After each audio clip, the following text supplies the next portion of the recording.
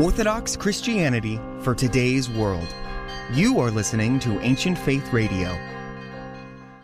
He will be a staff for the righteous with which for them to stand and not to fall. And he will be the light of the nations and the hope of those whose hearts are troubled. All who dwell on the earth will fall down and worship him, and they will praise and bless and celebrate with song the Lord of spirits. 1 Enoch chapter 48, verses 4 through 5. The modern world doesn't acknowledge, but is nevertheless haunted by spirits, angels, demons, and saints. In our time, many yearn to break free of the prison of a flat, secular materialism, to see and to know reality as it truly is. What is this spiritual reality like? How do we engage with it well? How do we permeate everyday life with spiritual presence? Orthodox Christian priests, Father Andrew Stephen Damick and Father Stephen DeYoung, host this live call-in show focused on enchantment in creation, the union of the seen and unseen as made by God and experienced by mankind throughout history. Welcome to the Lord of Spirits. Good evening, Giants Killers. Man, I can't believe I messed up my phrase there. I don't know. Giant Killers, Dragon Slayers, Bat People. You're listening to the Lord of Spirits podcast. My co-host, as long as Father you don't Stephen, hinder gender, you can do those other things to those other duly noted. My co-host, Father Stephen DeYoung, editor-in-chief of the Etten Moors, is with me straight from the swamp in Lafayette, Louisiana, and I'm Father Andrew Stephen Damick in Emmaus, Pennsylvania. 3 square miles of glory, perched precariously atop the arcane tower of podcasting, hovering dozens of stories above a disused gateway to the underworld, former crematorium. And we're live. And if you are listening to us live, you can call us at 855-237-2346, and you can talk to us. This is not an all Q&A episode tonight. We're actually covering some pre-planned content. We'll get to your calls in just a minute at the beginning of our second half. And Mike Need Flanagan will be taking your calls. So what happened to Trudy? They're giving us the trainees now? Trudy's been promoted. Trudy's like in charge. She's in charge of the. All the more reason we should have her as the A-lister of this on our squad here. I think Trudy got a life. She doesn't want to be with us at nights anymore. You know, so that's where it is. You gonna be okay? I don't know. It's depressing. We just finished kind of breaking her in terms of our right wacky morning show antics, and now feel a little abandoned. Is this the first time you've had feelings on the radio, Father Stephen? No, it's not feelings. It's not feelings. Okay. It's just checking. It's just kind of, It's all right. Now we gotta, break in this Mike Deadpan guy or Bedpan or whatever his name is. Yeah, I know.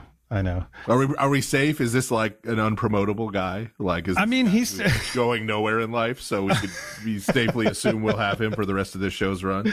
It could be. I mean, of course, how long is this show really going to run? Who knows? This could be the last episode right now. It could be. It absolutely could be.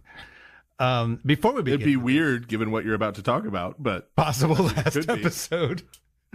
In case you people haven't heard, the Lord of Spirits Conference is going to be back for its second manifestation this October 2nd through 5th, 2025, at the Antiochian Village in Ligonier, Pennsylvania, featuring none other than our very own Reverend Dr. Swamp Ogre himself, the very Reverend Dr. Joseph Lucas of Miami, Richard Rowdy Roddy Rowland, and your humble servant. You can get your tickets at ancientfaith.com/events.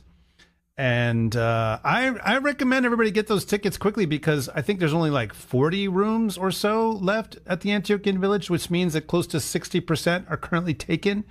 Now, we will have commuter tickets for people who don't get rooms at the village, but there is a max, and we did hit it last year. So, yeah, get your tickets. This could well be the very last time. And we're super not kidding about that. It probably will be the last conference we do. Last Lord of Spirits conference. It very well, yeah, because my demands to do each one continue to escalate. So eventually we just don't have the budget. Tipping point.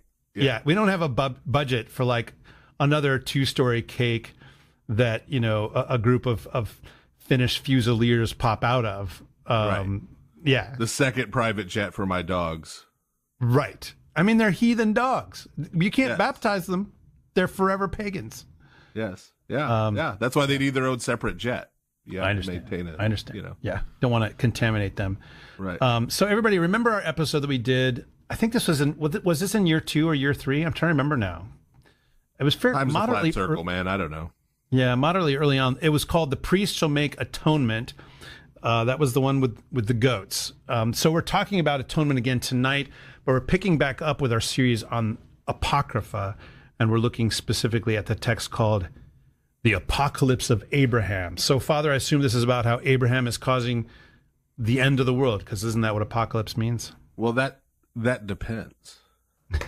If someone in the past sees and knows about the end of the world, is there some implied causation there? Yeah. No, it's about how Abraham became a zombie. Zombie Abraham wait, I don't know I have to work out the lyrics for that as we go on. As you were. Yeah, I feel like, see, that song is a good example of one where I feel like they had kind of a catchy hook. Right? Father Abraham had many sons had Father Abraham. And then, like, they kind of didn't know where to go with it. They're like, well, I'm one of them, so are you. And then you get to the, so let's just praise the Lord. Like, they clearly ran out of, like, steam, right? Yes. I mean, once you throw out that chiastic beginning, like, what do you do after that? Like, let's just praise the Lord, guys. You know? You know, it's sort of like when the lead singer runs out of lyrics, so he just sort of goes over and poses next to the guitar player during his solo and is like, check this guy out. You know? It's the children's praise song equivalent, I feel. Yeah, but the Apocalypse of Abraham, which is probably everybody's second favorite piece of Slavonic preserved apocrypha. Right. After Second Enoch. Yeah. I mean, we'll do Enoch. I think that's safe, right? Like, yeah, someday we'll get to Second Enoch. Someday we'll do First Enoch. That's right. And although, do we even need to do First Enoch in this series, since it's all we talk about all the time? I've heard that as well. Yes, that's what I've been told. But so the Apocalypse of Abraham is a piece of Enochic literature, even though it's not the Apocalypse of Enoch.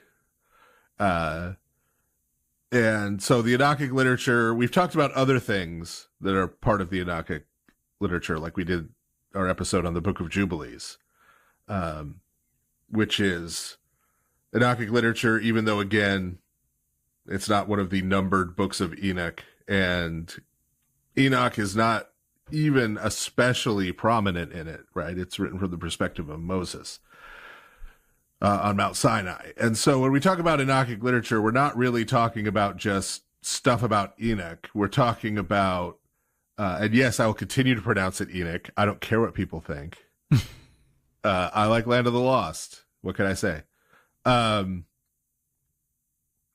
the Enochic literature, we're talking about literature that in the Second Temple period that deals with a certain set of themes, certain topics and themes that don't necessarily involve Enoch himself. So the Enoch in Enochic literature is really referring to the book of First Enoch, not the person of Enoch.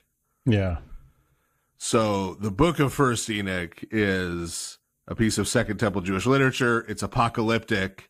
It deals with particular themes related to the giants and Azazel, really, are probably the two primary things, right? And so the Book of Jubilees has a bunch of material dealing with the giants and Noah and the flood. That's why it tends to get categorized as Enochic literature. In the case of the Apocalypse of Abraham, it's going to be because of Azazel showing up. And there's I don't know if it made it into the YouTube thumbnail, but in the advertisements for tonight's episode, we had a lovely woodcut of Azazel. Yeah, I know you never look, but yes, our YouTube thumbnail not only has that woodcut, but it also says apocalyptic goat demon. Oh, well, there you go. Yeah. You're welcome. Yes. And that woodcut, I think, is pretty metal. That's all I'm saying. It is. So it's Azazel and his appearance and his prominence in the Apocalypse of Abraham, and the fact that it is a piece of apocalyptic literature that causes the Apocalypse of Abraham to be classified as Enochic literature, even though, and I know people are going to get less excited, the Apocalypse of Abraham does not really deal expressly with giants. I'm just letting that sink in for everybody. Now that the disappointment is washed over you all. There's other interesting stuff, though, about the Apocalypse of Abraham. So this is, like most of the Second Temple Jewish literature, the Second Temple texts that we've talked about on the show and in this series, one that was not preserved within Judaism. So Rabbinic Judaism did not keep copies of the Apocalypse of Abraham. You ask a rabbi about the Apocalypse of Abraham, they're probably not going to know what you're talking about unless they studied this in particular, right?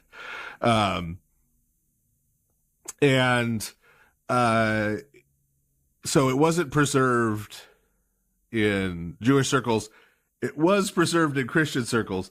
But unlike some of the texts we've talked about, like the Testament of the 12 Patriarchs, where we've got manuscripts in Christian monasteries like on Mount Athos and Marsaba Monastery, this one was not necessarily preserved in Orthodox Christian circles. Yeah, it only ends up, well, we'll talk about them, but with a particular heretical group in the Balkans. Yes. And so the copies we have of it are in Slavonic, and they're medieval Slavonic manuscripts. Okay, they're medieval Slavonic manuscripts that were being used by this heretical sect that we're going to talk a little bit more about in a minute here. So that said, if the only copies we have are medieval and in Slavonic, why would anybody think that this is actually a Jewish text, let alone a Second Temple Jewish text, right? Wouldn't it's more likely be some text come up with by this sect, right? How do we know it's not? Well, there's a couple ways we know it's not.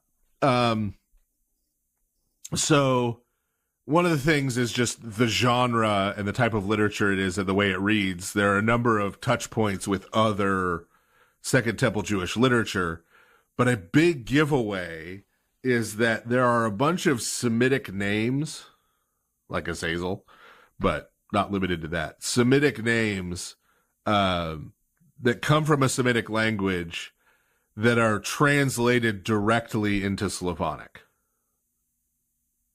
Okay. So what do I mean by that? Well, okay, so if you think about the Old Testament, okay, most of the names we know for Old Testament figures, and even a lot of New Testament figures, come to us from the Latin name. Yeah. Which is usually Latin from Greek, from Hebrew, so it's gone through a few hops. So we talk about Moses, not about Moshe, right? Right. And we talk about Elijah, right? Yeah. Unless you're around Greeks, right? Then you talk about Elias, but even that is from Elias, which is from Eliyahu, right? Yeah. Yep. So it's gone through, and every time it goes through these names, it gets transformed. And then it gets transformed more, like the name Louis or Louis is actually from Elijah. Wait, really? Isn't it Ludovicus ultimately? Ludovicus? It's just gone through a couple more from Elias. You say so. Right. You say so. A couple more transformations. Or James from let's not even Jacob. talk about James. Yeah. But so there's these transformations. A long and winding robe there. And so you could tell. And you may have had, if you've been at an Orthodox church for Matins or Vespers or something where they're doing the things for an Old Testament saint and they're using the Greek translations, you probably didn't know who they were talking about. Like there's this stuff about Elias and Eliseus, which in English are more commonly known as Elijah and Elisha. Yeah. Eliseus. But that's going back a step. But so in this case, you have names like Azazel, Yehoel is another. We're going to talk about some others that have just gone straight from a Semitic language into Slavonic. They haven't passed through Greek because we know what happens to those names when they go through Greek. Because we have like Greek translations of the Old Testament, for example. And other texts we have that are like of the church fathers, or of course the Bible itself in Slavonic, right? We can see how things go from Greek to Slavonic. And these names go direct from a Semitic language. So that Semitic language is probably Aramaic, some dialect of Aramaic. That's hard to demonstrate, right? Like to prove, because we have this gap. So we could tell from these features of the text, yeah, this was probably written in some dialect of Aramaic. But we don't have any Aramaic manuscripts. We don't have any textual evidence to trace.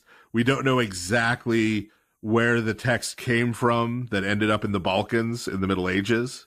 Yeah, I mean, this is characteristic of a lot of these kinds of texts, that they only exist in a translation. Right. We just don't have the older version. I mean, most texts from the ancient world did not survive. We only have a minority of them, a little minority, probably. Yeah. So we can't trace that. And that means we also can't trace where it came from. Like, did it come up through Syria? There's some Aramaic traditions in Georgia. Like, did it come through there? Where exactly, the whole history of the text is kind of untraceable at this point. Okay? But in terms of when we would date, so that means we've got to take a lot of relative features of the text and that kind of thing to try and figure out how far back this would date from. And so while it conforms to a lot of tropes and things in other Second Temple Jewish literature, especially other Enochic literature from the Second Temple period, there are no explicitly Christian references. So what I mean by that is, like we did an episode where we talked about the Ascension of Isaiah. And in the Ascension of Isaiah, there were a couple chapters added. Yeah. That were kind of really on the nose. Obviously Christian, yeah. Right. Where it was sort of like, and this was fulfilled when Jesus did this and this and this. Right. Right. Really, Christians kind of improving on the text, which it sounds crazy to us now, but was completely a normal thing back in the day. Yeah. There's nothing like that in this text. Right? There's not even anything that we could really tell for sure came from the heretical sect that was using it. In the sense that, this is explicitly one of the doctrines they taught, right, being laid out here. There's not that really either. Which strongly suggests that it was pretty well preserved. Yeah. From its original status. Right. And so, based on some things, and at a certain point here, later in this first half, when we're talking about the contents, we'll get into a little deeper on why. But it's generally dated to somewhere toward the end of the 1st century AD, probably around AD 80, so shortly after the destruction of the temple in Jerusalem, from a non-Christian Jewish writer. Yeah, which that destruction was in the year 70, for those who don't remember. Yeah. It's one of those things I take for granted, but that's because I've spent too much time studying the New Testament. But, yeah. So we've been mentioning this heretical Balkan sect. Who we're talking about are the Bogomils. I know it has the best name, or I prefer this the pronunciation Bogomil. Well, I say Bogomil because it's like you bought a meal and now you get one free. Oh, yeah. And you know how much I like to get things free. I do. Being Dutch. Yeah. So, yeah, the Bogomils had a pretty good run of it as a heretical sect. Right? Yeah. They're around for about 500 years. And they were roughly like in the region called Macedonia. Now we're going to get a bunch of calls. Macedonia. You're angering the Greeks. Yeah. But also a lot of the former Yugoslavia. So Bosnia, Herzegovina. Right, exactly. Like, yeah. Croatia. I mean, it was Serbia. It was basically, I think at the time it was basically Bulgarian Empire, that region, essentially. Yeah. Bulgarian Empire. Yeah. So, but that area, right? Yeah, they were around for about 500 years. When we get into their beliefs, you'll see why they're kind of hard to stamp out. So they come into being somewhere around 950 AD 950, and generally in part of the region referred to as Macedonia. But we're not totally sure. We're not even absolutely sure who the founder was. There are a couple of figures who were sort of regarded as saints, sort of equivalent by the Bogomils, because they did miracles and stuff, who are associated with the beginning of the sect. But it's not totally clear if either of them or both or neither were the actual historical founders of it. Or whether they were just early famous adherents of it, right? Who did things. And then it was finally stamped out in 1463, which you may notice is like 10 years after the fall of Constantinople, because yes, that's when the Turks reached Bosnia. Yeah, and they just kind of got rid of a number of groups that they were not on board. And the Turks just killed them all. Yes. So that was all those that were left. I mean, I don't think there were a lot left at that point. No. Well, as the Turks moved through, they'd been persecuted by the Christian church too, right. But the Turks were just slaughtering them, right, as they went. Yep. They had no use for them. And we'll see why here as we talk about their beliefs a little bit. But because they're extinct, that's part of the reason why we don't, right? We have texts like this, like the Apocalypse of Abraham, that were preserved, but the Apocalypse of Abraham wasn't written by them. We just know they used it. You know, so it's not like we have a lot of firsthand, like, oh, here's our Bogomil insider perspective on Bogomil history, right? We don't have that, really. Right. What we do have about them is all written by non-Bogomils, right? Talking about them. And then we have some texts that were used by them, but not necessarily written by them. So we have to kind of conjecture how they made use of them. But the Bogomils represented pretty much bog standard Gnosticism. Right? Yeah. Like, if you're at all familiar with Gnosticism in the 2nd and 3rd and 4th centuries AD, this is just a 10th to 15th century sort of reflowering of the same kind of ideas. That being, premise number one, the material creation was created by the devil or by an evil god. They seem to have refined their Marcionism a little bit, so that it's not just a straight dualism of good God, evil God, or the Old Testament God being the evil God, but they still had the material creation being created by the devil, whereas the spiritual world that was created by the actual God is sort of holy and pure. And so based on that, you get all of the anti-material, anti-worldly kind of Gnostic theological stuff that you would expect. And one of those things, which is part of what makes this hard and what made it hard to get rid of them for a while, is that they rejected any idea of an institutional church. Yeah. So they didn't have any kind of ordination. Yeah. I mean, a lot of their deal is, it's funny, like they reject institutional church, they reject civil authorities, they reject sacraments.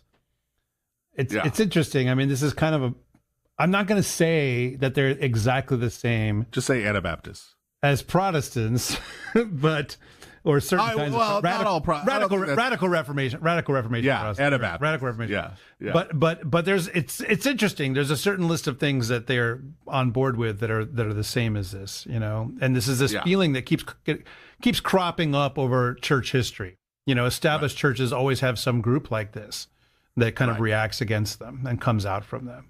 And so you have these figures, like I referred to those two. One of them was named Peter, and I can't remember the name of the other one.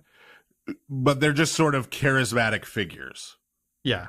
Who are part of the sect. Yeah. They don't have any official, they don't have bishops, they don't have priests, they don't have ministers or pastors or any kind of clergy. They don't have any kind of sacraments. It's very much sort of a spirituality, right? And a set of mainly mystical practices that people were participating in. So they face persecution, in Orthodox and Roman Catholic countries for being sort of both political dissidents and religious dissidents and heretics, right? But the Turks, when they came in and took over, their rule number one is you're now going to submit to Turkish rule. And so people like the Bogomils who said, no, we submit to no human. Right. That wasn't popular with the Turks. Right. Yeah. In the 15th century. Yeah. It wasn't like some of the weird Russian sects that could just run off into the wilderness and people are like, no, we're not going to chase you over 7 time zones. Go ahead. Yeah. So, they took Constantinople, but the Orthodox, including the Patriarch, right? You could use the Patriarch to help govern your Christian subjects. Yeah. Right. Your Christian subjects will generally, right, to submit to the civil authorities. Right. So that's a different case. The Bogomils, on the other hand, are like, no, we're not going to listen to you. Right. Yeah. And there's no leadership for them to co-opt. Right. So that left one sort of solution to that problem. And that's why they got wiped out. Now that said, so the Apocalypse of Abraham is a text that was used by this essentially Gnostic sect. But this is kind of a footnote, and I know I never do those, but this is kind of a footnote, but Saint Epiphanius of Salamis, who I know we've mentioned before on the show, author of the bread box, yes, the Panarion, yes, which patron saint of the second edition of Orthodoxy and Heterodoxy, which was released on his feast day. Well, there we go. Yes, not on purpose; it just worked out that way. Do you fancy yourself a refuter of heresies, Father Andrew? I don't know. I'm nice. I'm way nicer than Saint Epiphanius. I mean, go read his stuff, people. I mean, he just doesn't hold back. Or do you fancy yourself in general? Or are you just fancy? I do like fancy coffees. There you go. You're a fancy lad, I think. I wasn't going to go that far. Okay. So we'll have to find out. See, what we need to do is ask your dad, see if he's got a picture of you dressed like Blue Boy, right? No. Somewhere at home. Thank God that doesn't exist. But Saint Epiphanius in the Panarion he did refute a series of heresies, including a bunch of forms of Gnosticism from the original era of Gnosticism. And in there, he describes a Gnostic text called the Apocalypse of Abraham. Yeah. Okay. Same name, but probably not the same text as what we're. But as far as we can tell, not the same text, because the way he describes it is not does not describe this text. Right. Something else. Right. So so he describes, they have this text and da da da da da, and the da da da da da, and the Slavonic text we have do not match at all.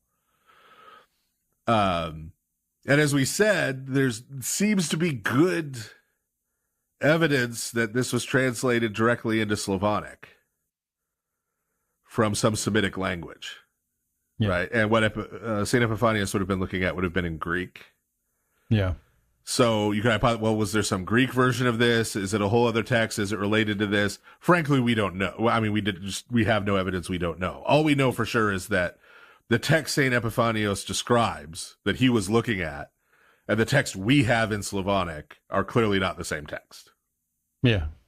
There's no way to determine if there's some kind of relationship between the two, other than the title.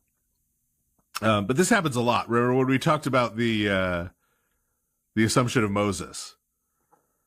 We talked about how when you start digging around in the Church Fathers, they refer to a Testament of Moses and an Assumption of Moses, and it's not clear if they're the same book. I mean, this happens a lot, right? Because you see ancient authors referring to the title of a book, and then we find a book somewhere with the same or a similar title. It's easy to just assume, this must be the exact same book, but often it's not clear, right? This is a common occurrence, that the relationship between the two is actually not so clear.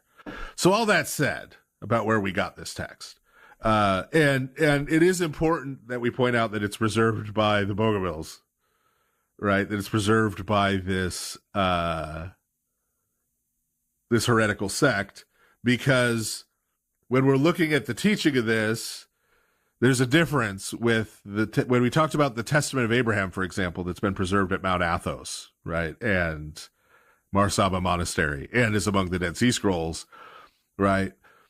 That means the fact that Christian monks were copying this over and over and over again for century after century after century to preserve it was, obviously it's not scripture. They weren't reading from it liturgically, but that was sort of an endorsement of the contents. They thought there's something valuable here that we need to preserve in terms of the interpretation and understanding of the scriptures that's presented here, right?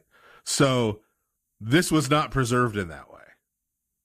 So we are not looking at the Apocalypse of Abraham from the perspective of, here's a summary of early Christian tradition about anything. Okay. But through this heretical sect having preserved it, we have this text that gives us a window back to around AD 80 to a Jewish writer and how he looked at things and how he thought about things, right? The world and events in the world and the scriptures gives us a window back in time to that point. And that's why we're talking about it and how we're going to use it tonight as we talk about it. Yeah. Is here's how people were thinking around the time the New Testament's being written. Yeah. Right. Here's how some Jewish people were thinking around the time the New Testament was being written. Because reminder, we're talking in the first century especially, but in the century or two before, and probably, I don't know, maybe even more than that, it's really Judaisms. Right. There's a lot of different views, a lot of different groups. There's no Pope of Judaism saying this is what everybody has to do. So this represents a Judaism, or at least one person, right, with their views. Now, some Jewish people thought, and remember, all the authors of the New Testament are Second Temple Jews, and Christianity is a Judaism. Yeah, in the first century AD, right? It is one of the forms of Judaism. So we'll see. You can see some connections in thought between the original author of this Jewish author of this text in the first century and some of the New Testament authors. We'll see as we go and how they were thinking about things. The Bogomils just is the favor of preserving the text, right? Without reference to them, right? And their weird doctrines. So the text actually begins sort of in Abraham's youth. There are a lot of stories in Jewish tradition about Abraham's youth because, right, when you're reading through Genesis, you get the story of the Tower of Babel, and then you get the story of Abraham with no time marker whatsoever. Yeah. How much time has passed? How old is he? If any, is this even after the Tower of Babel? Yeah.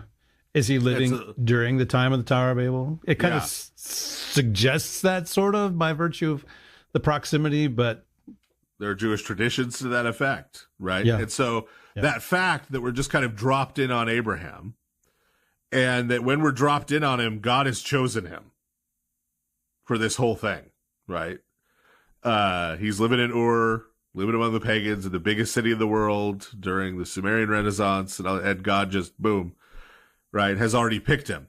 And so you get a lot of traditions developing about, well, why had God picked him out of all the people in the world at the time?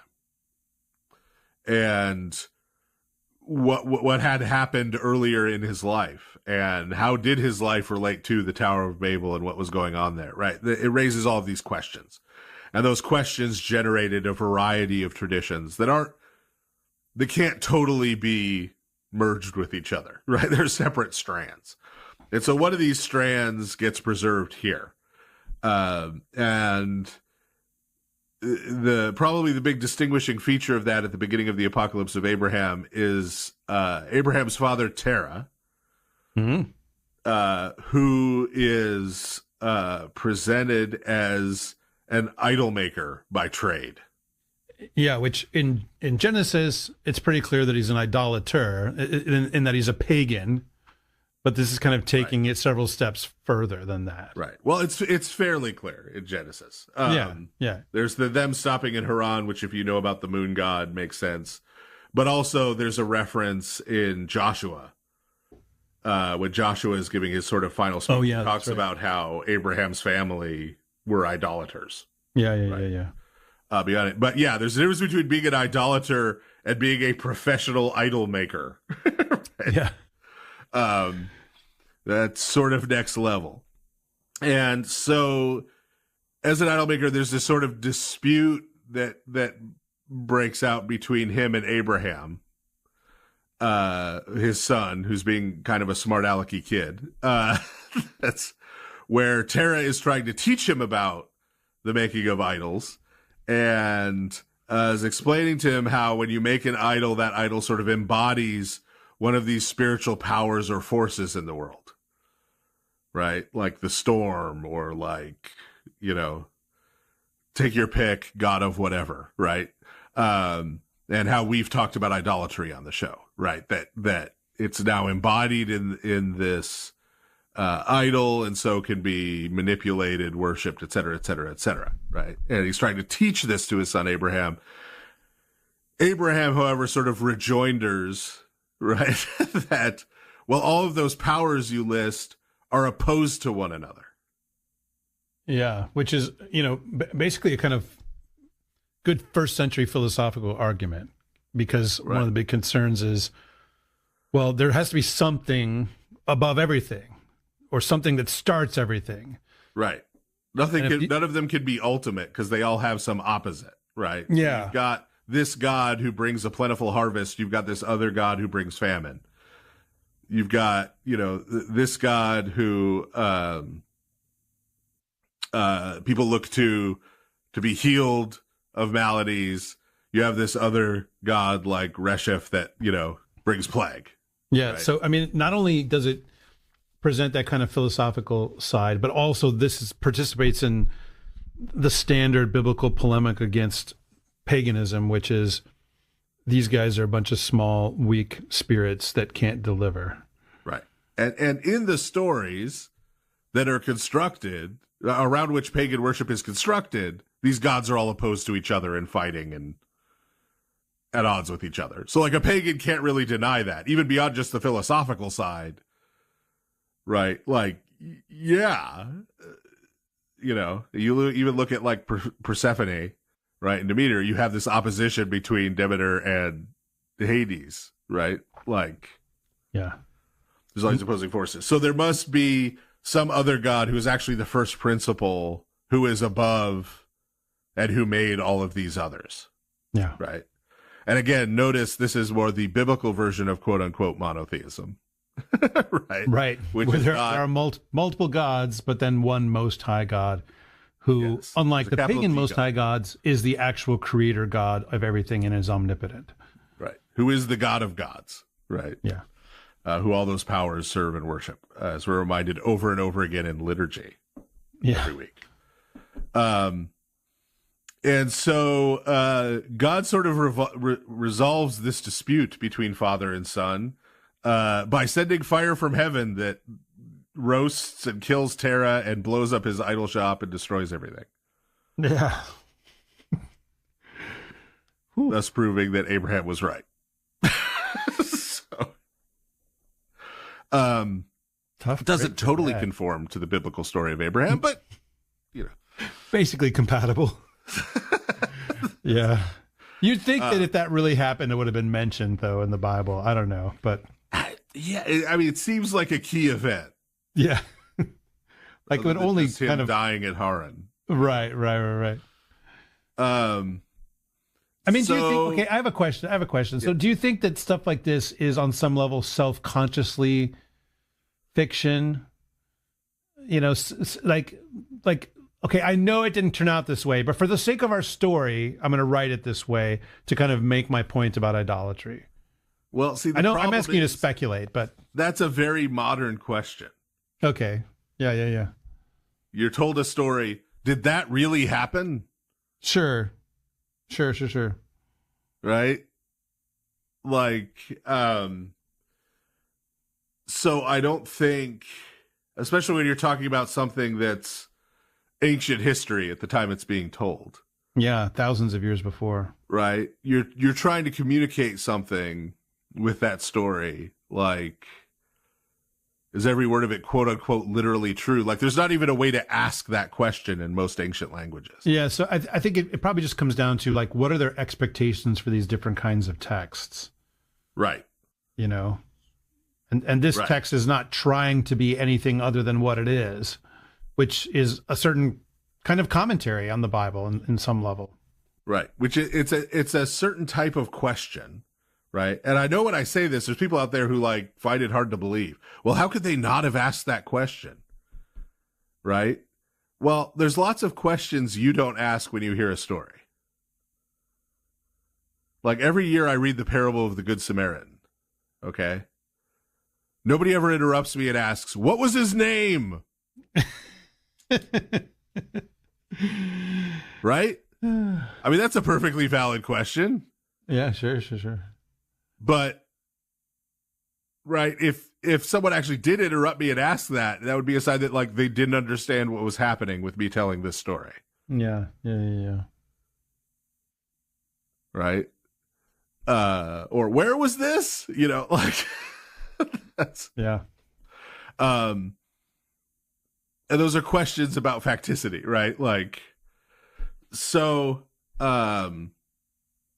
yeah, these were understood to sort of function in this way. So this is communicating to you something about idolatry, something about paganism, something about the difference between Abraham and the other people in the world during Abraham's life. Yeah, even his dad. Right, including his own family. Yeah. So it's communicating those things, right? And asking those other questions at that time would have just been taken to be like missing the point. They would have looked at, do you really not get what we're talking about here? Like, yeah. Yeah. And of course there's no way to ask a question like, well, what if you had a time machine or what if you had a video camera? Because there were neither of those ideas, right? In existence. And even the word real, right? Like, did that really happen? Well, what do you mean real? Yeah. Like, would a video camera have picked it up and would it have looked exactly this way? Like, are those the exact words that person said? No more, no less, right? Like, those questions aren't really getting it, right? Not understanding how writing and storytelling and communication happened in the ancient world. And that's why I would put forward that that's why people with these various traditions weren't concerned with the fact that they kind of contradict each other.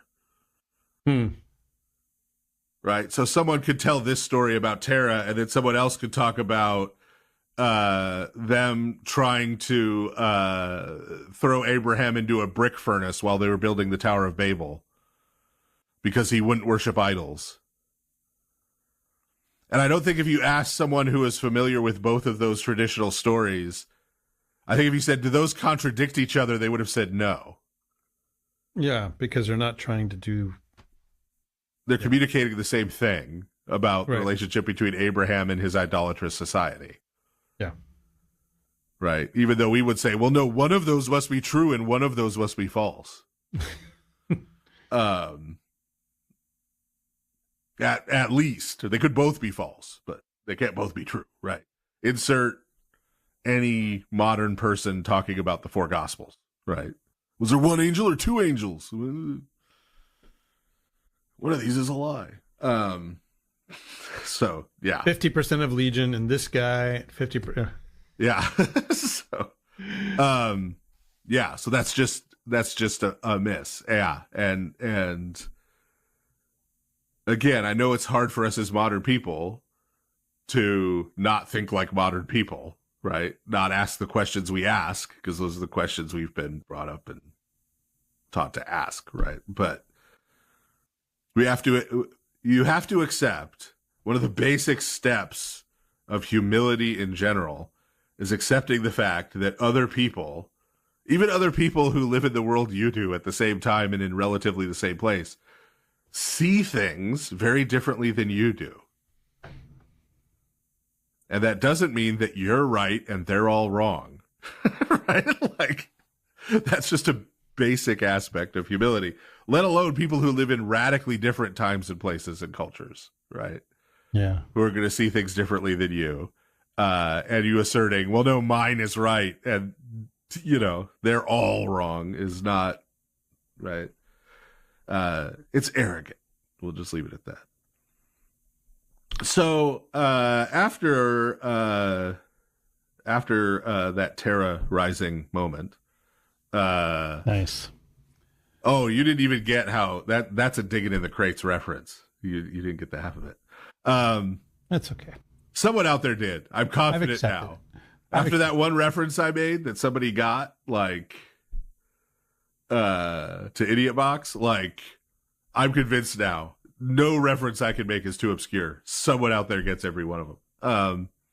Not the same person, but if you ever meet somebody who's getting all of them, I'll be deeply disturbed and take it as a challenge. So after that, there's kind of a smash cut. So we move into another thing. There's sort of three pieces to the Apocalypse of Abraham. That's sort of piece one. Piece two has to do with Abraham being brought to Mount Horeb to make a sacrifice, not Isaac in this case, right? So this is not telling the story of Abraham's potential sacrifice of Isaac. This is a different sacrifice, and this sacrifice looks suspiciously like the Day of Atonement. There are goats involved. Now, again, you may be going, well, wait a second. The Day of Atonement doesn't exist until Leviticus 16. Abraham is back in Genesis. Why would he be doing a Day of Atonement thing? Well, we'll get to that. Yes. Right. But this is another one of those, is this asserting a literal time? Is this asserting that Abraham practiced the Day of Atonement? Like, really? As a historical fact? I mean, the answer to that is basically no, but also that's a misunderstanding of what the text is doing. So there are goats involved, right? But so Abraham in this has sort of a guide who's helping him. Yeah, which is, I mean, this is pretty standard for apocalypse, is there's always a guy, psychopomp. Right? Yeah. But in this case, the psychopomp is also a priest who is helping him, and is also an angelic being of some type. Yes, with an interesting name. With a very suspicious name, that being Yehoel. Which means Yahweh God. Right. That's the name of this being. Okay. So that's odd, right?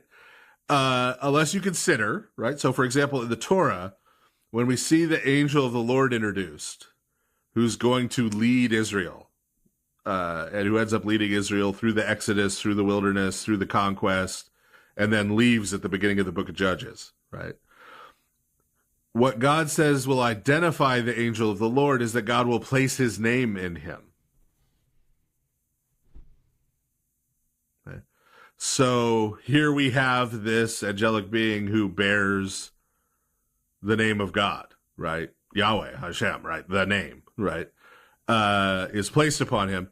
And so this is an instance, in the Apocalypse of Abraham, and from its author in the 1st century AD, of what we've talked about before on the show, this idea of a second power in heaven, right? That there is a being who is visible, who interacts with people, who has a bodily form, who is Yahweh, but who is distinguished from Yahweh, the God of Israel, who cannot be seen and have you live afterwards. Yeah, and I mean, within a Christian context, see John chapter 1, identifying this figure as Jesus of Nazareth. But right. In this text, which is not a Christian text, you're not going to get that. Right. You don't get that second part. Right. And the fact that you don't get that is again, like I said, this is why we know there aren't direct Christian elements, right? Where somebody's come in and kind of said, aha, and that is, Yeah. But so he's dressed like a Levitical priest when he shows up, in white with a golden sash. So the idea is that this being also has some kind of heavenly priesthood. And so this heavenly priest is now going to sort of walk Abraham through how to do this ritual sacrifice. And to make this sort of even more direct, Azazel, who's sort of mentioned in the Day of Atonement ritual, right? The one goat is for Yahweh, the other goat is for Azazel. Azazel also shows up in person. So Yahweh, the God of Israel, shows up in person in the person of Yehoel, and Azazel shows up in person first as this sort of giant, ugly raven thing. And that raven form isn't just because, like, ravens are black and they're cool, man. And it's goth. It's a reference to, remember, and we've talked about this on the show before, we were talking about covenants, when Abraham did the covenant ritual and he cut the animals in half and split them in half. Yeah. While he was waiting for God to arrive, he had to shoo the birds away. Right. So they're kind of getting in the way of the carcasses. Yeah. So they were trying to sort of disrupt. So the reason he appears as a raven is Azazel's here to kind of try and disrupt this sacrificial ritual. Later on, he transforms into his dragon form. Is this his final form? I don't know. I mean, I think no. I think this is actually his original form. Yeah, I mean, it's interesting especially interesting because, like, usually Azazel is just referred to as being out there somewhere. Right.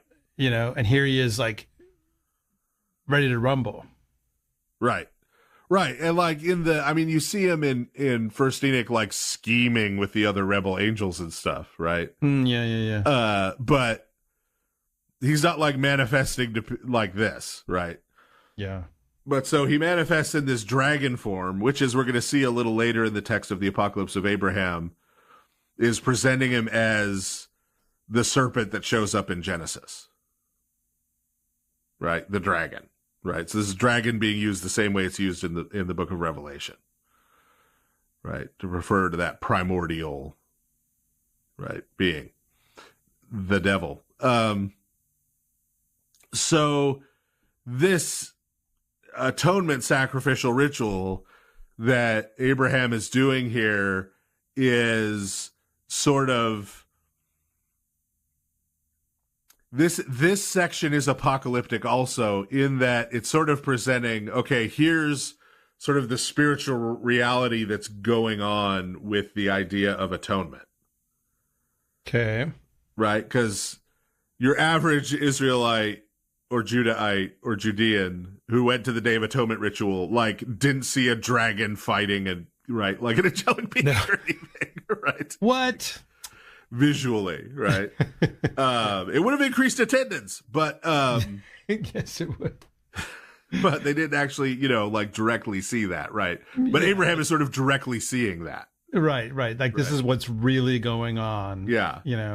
Which, this is like the apocalypse of John is sort of showing you what's really going on, from this higher level.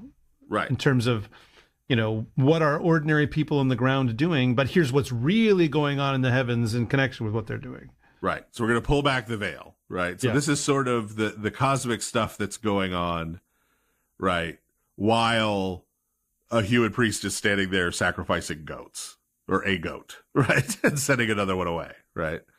But then sort of through this sort of cosmic atonement ritual, Azazel gets defeated and bound and punished, and Yehoel sort of emerges victorious, right? So the idea here is that underlying the reality of sacrifice is a kind of spiritual warfare. And this then gets into why this is associated with Abraham, right? Even though there's this sort of temporal problem of like, well, wait a minute, the Day of Atonement isn't instituted until Leviticus 16. That's not only post like Exodus, that's post Sinai, right? That's like right. Centuries from Abraham, right? Yeah. We're not going to argue about how many, but centuries from Abraham. But so part of what happens, this is a form of argumentation in the kind of texts that are making arguments, but also just a way of narratively presenting things in narrative texts of the Second Temple period. If you associate something with a figure from Genesis who sort of precedes the Torah, you're presenting whatever you're presenting as being sort of more ultimate than the Torah. Yeah, and this feeds into, or I should say, draws on the sense that, I don't know, almost every ancient culture has, which is that something that's before something else is greater, and everything else is, like the earlier thing, later things are derived from it, and so therefore it has to be greater. Right. Like, just like, for instance, people will say that all of philosophy is just footnotes to Plato, right? They'll say stuff like that. The idea that Plato is the ultimate, the greatest philosopher, whatever. Which is why then, when Jesus talks about the Messiah being David's Lord and yet also his son, he blows their minds by saying that, because they're like, well, if he's David's son, then isn't David greater? Right. That's sort of a paradox, right? Yeah, because there's a standard way of thinking, which is that earlier things are greater and everything else is, comes later, it's lesser, derivative, etc. And that's why there's this fascination in Second Temple literature with the figure of Enoch. Yeah. Right, because he's sort of before all of this. He's before the flood even, right? He's sort of the first, like, truly righteous man, right? Yeah, so righteous that he ascends into heaven. Yeah, and so whatever he sees, whatever he knew, whatever he had to teach would be sort of more ultimate than anything that came later, more primordial, right? More of the deep wisdom, right, than the later things, right? Yeah. And so associating this with Abraham is a way of saying, like, this is sort of the really real reality that lies behind the ritual described in Leviticus, right? And you even find essentially, like, this is essentially the argument that St. Paul is doing, or a type of this argument that St. Paul is doing in Galatians and Romans, when he sort of goes back before the Torah to Abraham to talk about faithfulness. Yeah. And the promises to Abraham. A greater, more ancient law. Yeah. Right. Like this, and this is before, this is right. And so what comes later doesn't sort of get rid of that, right? It adds to that, right? It brings more than that, but it doesn't sort of void that or get rid of that. Right? Yeah. And so that's kind of the idea here behind, even though, again, if you ask the question, did this literally happen? Right? Like, that doesn't work, but that's what the text is trying to do. So then the last part of the apocalypse of Abraham is sort of the apocalypse proper, in that this is where Abraham sort of goes on this spiritual journey through the cosmos with Yehoel as his guide, right? As the psychopomp, which is sort of your typical apocalyptic literature thing. Spiritual being as a guide, right? Human is taken up into the heavenly places. From that perspective, he sees all kinds of truths that underlie the events on earth in the past and the present and the future, right?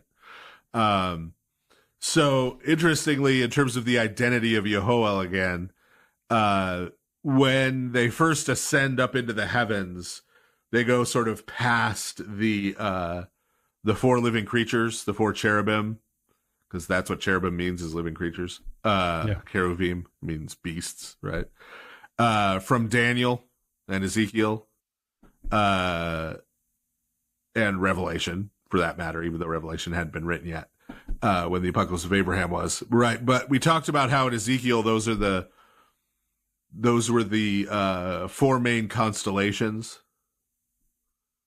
in Babylonian astrology. So the idea is that was like the 4 quadrants of the heavens were represented by those 4 creatures.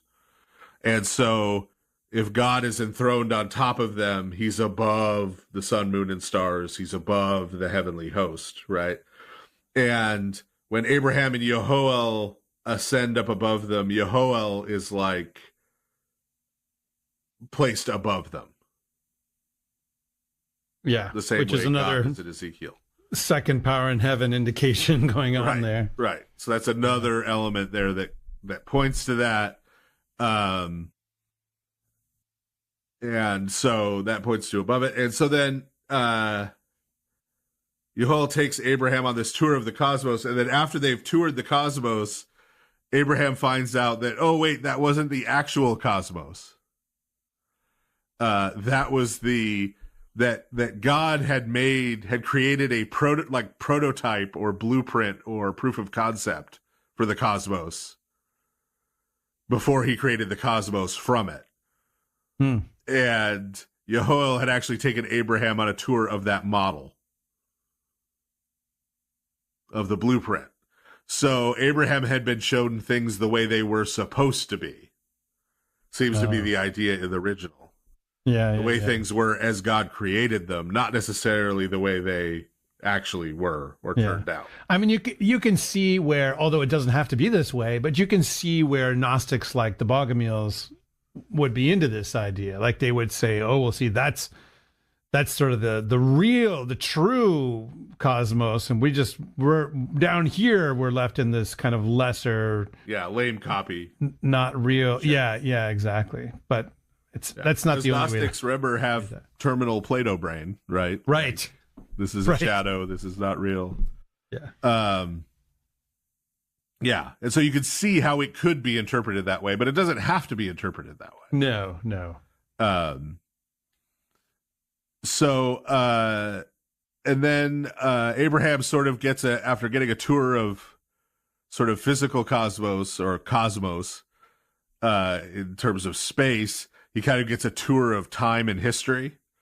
So he sees Adam and Eve being expelled from paradise. And the language and everything that's used, first of all, very obviously intended to connect the expulsion of humanity from paradise to the exile of Judah to Babylon. Yeah. And both of those events are connected here and are characterized as being handed over to Azazel. Yeah, because Azazel is that demon that's on the outside of the place where God dwells with his people. Right.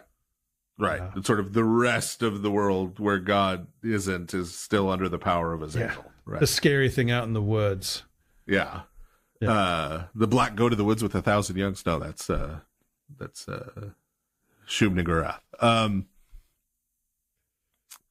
There's a little Lovecraft liven things up. I can't read that stuff. I don't know, man. Having a creature called the black goat of the woods with 1,000 young is, I mean, that is pretty cool. nicely creepy in and of itself. And my literary hero J.R. Tolkien apparently was into, or at least did read, Lovecraft. Oh, it's very clear when you read that Lewis had too. Like when you read the Space Trilogy. Like, Oh, sure. I mean, the Watcher in the Water is probably, on some level, a Lovecraftian beast. Yeah. But so, and this connection, by the way, is one of the between the exile and the expulsion from paradise is something you find everywhere in Second Temple Jewish texts. Yeah. Like drawing those two things together. So, but here it has that wrinkle, and this being handed over to Azazel, being expelled into the realm controlled by Azazel. Here's another connection to the New Testament. Think about how St. Paul, on two different occasions, talks about somebody being excommunicated from the church as being handed over to Satan. Yeah, I mean, this is basically the idea of anathema, which is, look, you have to stand outside where it's cold and scary, and there's demons, until you're ready to repent and come back. Right. And so, yeah, so you can see. And again, this is written after St. Paul lived. This person isn't cribbing from St. Paul. St. Paul's not cribbing from them. We're talking about just how did Jewish people think in the first century about these things, right? Yeah, There are certain common motifs and ways of thinking about these things. And then the Apocalypse of Abraham talks about Cain being possessed by Azazel. He's the first person who that happens to, but not the last. Yeah, which, I mean, this connects with that idea that in Genesis 4, that crouching at your door thing where, which is a demonic force, right, that's going to take him over, Right. And when Azazel takes somebody over, he uses that person to attack the righteous. So Cain kills Abel, but all through history, there are these people under the control of Azazel who try to attack God's people and destroy them, right, and attack the righteous and destroy them. And this is related to what we saw in the earlier section, right? So you've got Azazel there in his dragon form, and you've got Yehoel there, but the actions going on in the world are taking place. The sacrifice itself is being done by Abraham, right? There's a human who's doing the thing, right? And the spiritual warfare is kind of happening around him.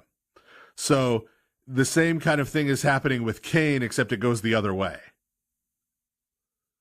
Right? So it's depicting what happens in Genesis 4, where God speaks to Cain, but then sin is crouching at his door, right? As if, right, much like with Abraham, there's God there, right? Yehoel, there's God there on the one side and Azazel on the other.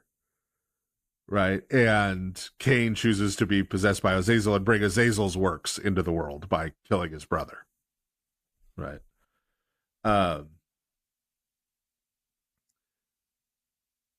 So this section, as we're going through history, sort of culminates in a description of the destruction of the Second Temple. And this is why we're pretty sure it was after AD 70 that this was written. Okay, because right after it describes the destruction of the Second Temple, it goes on to describe these sort of 12 steps or 12 eras or 12 things that unfold before the end of time, before the end of days, right? And those 12 things are like super cryptic and mysterious. Not like Book of Revelation or Daniel cryptic, like Nostradamus cryptic. Right. Open to massive different kinds of interpretation. Yes, like wildly different, right? Yeah. And so someone could say, well, how do you know that the destruction of the Second Temple wasn't also being predicted? Well, it's described in very on-the-nose, straightforward terms. Right? And it's the last thing described in those kind of terms before we get cryptic. Which pretty strongly implies that that was, for the original writer of this, that was history already. Yeah. That was the past already because of how he writes about it. There's no vagaries at all about the destruction of the Second Temple. But then as soon as you get past the destruction of the Second Temple, everything gets really vague and weird and symbolic and, right, very open to interpretation. So it's pretty firm that this was written shortly after, right, by a non-Christian Jewish writer. And then when you get to the end of the 12 things, you start getting things, they're still described symbolically and stuff, but it's stuff we're more familiar with, right? Like he has the idea of the final trumpet there, which you also see in St. Paul in 2 Thessalonians. And then after the final trumpet, the Messiah comes and destroys Azazel and destroys his enemies. And then the last judgment happens and the resurrection, right? So we go back to sort of the familiar end of the world things in first century Judaism and early Christianity that we're used to at the end of that. And so there's just these 12 things in between there that are weird and mysterious, right? Notice also though that, so we had this image of Abraham doing this sacrifice that brought about the defeat of Azazel.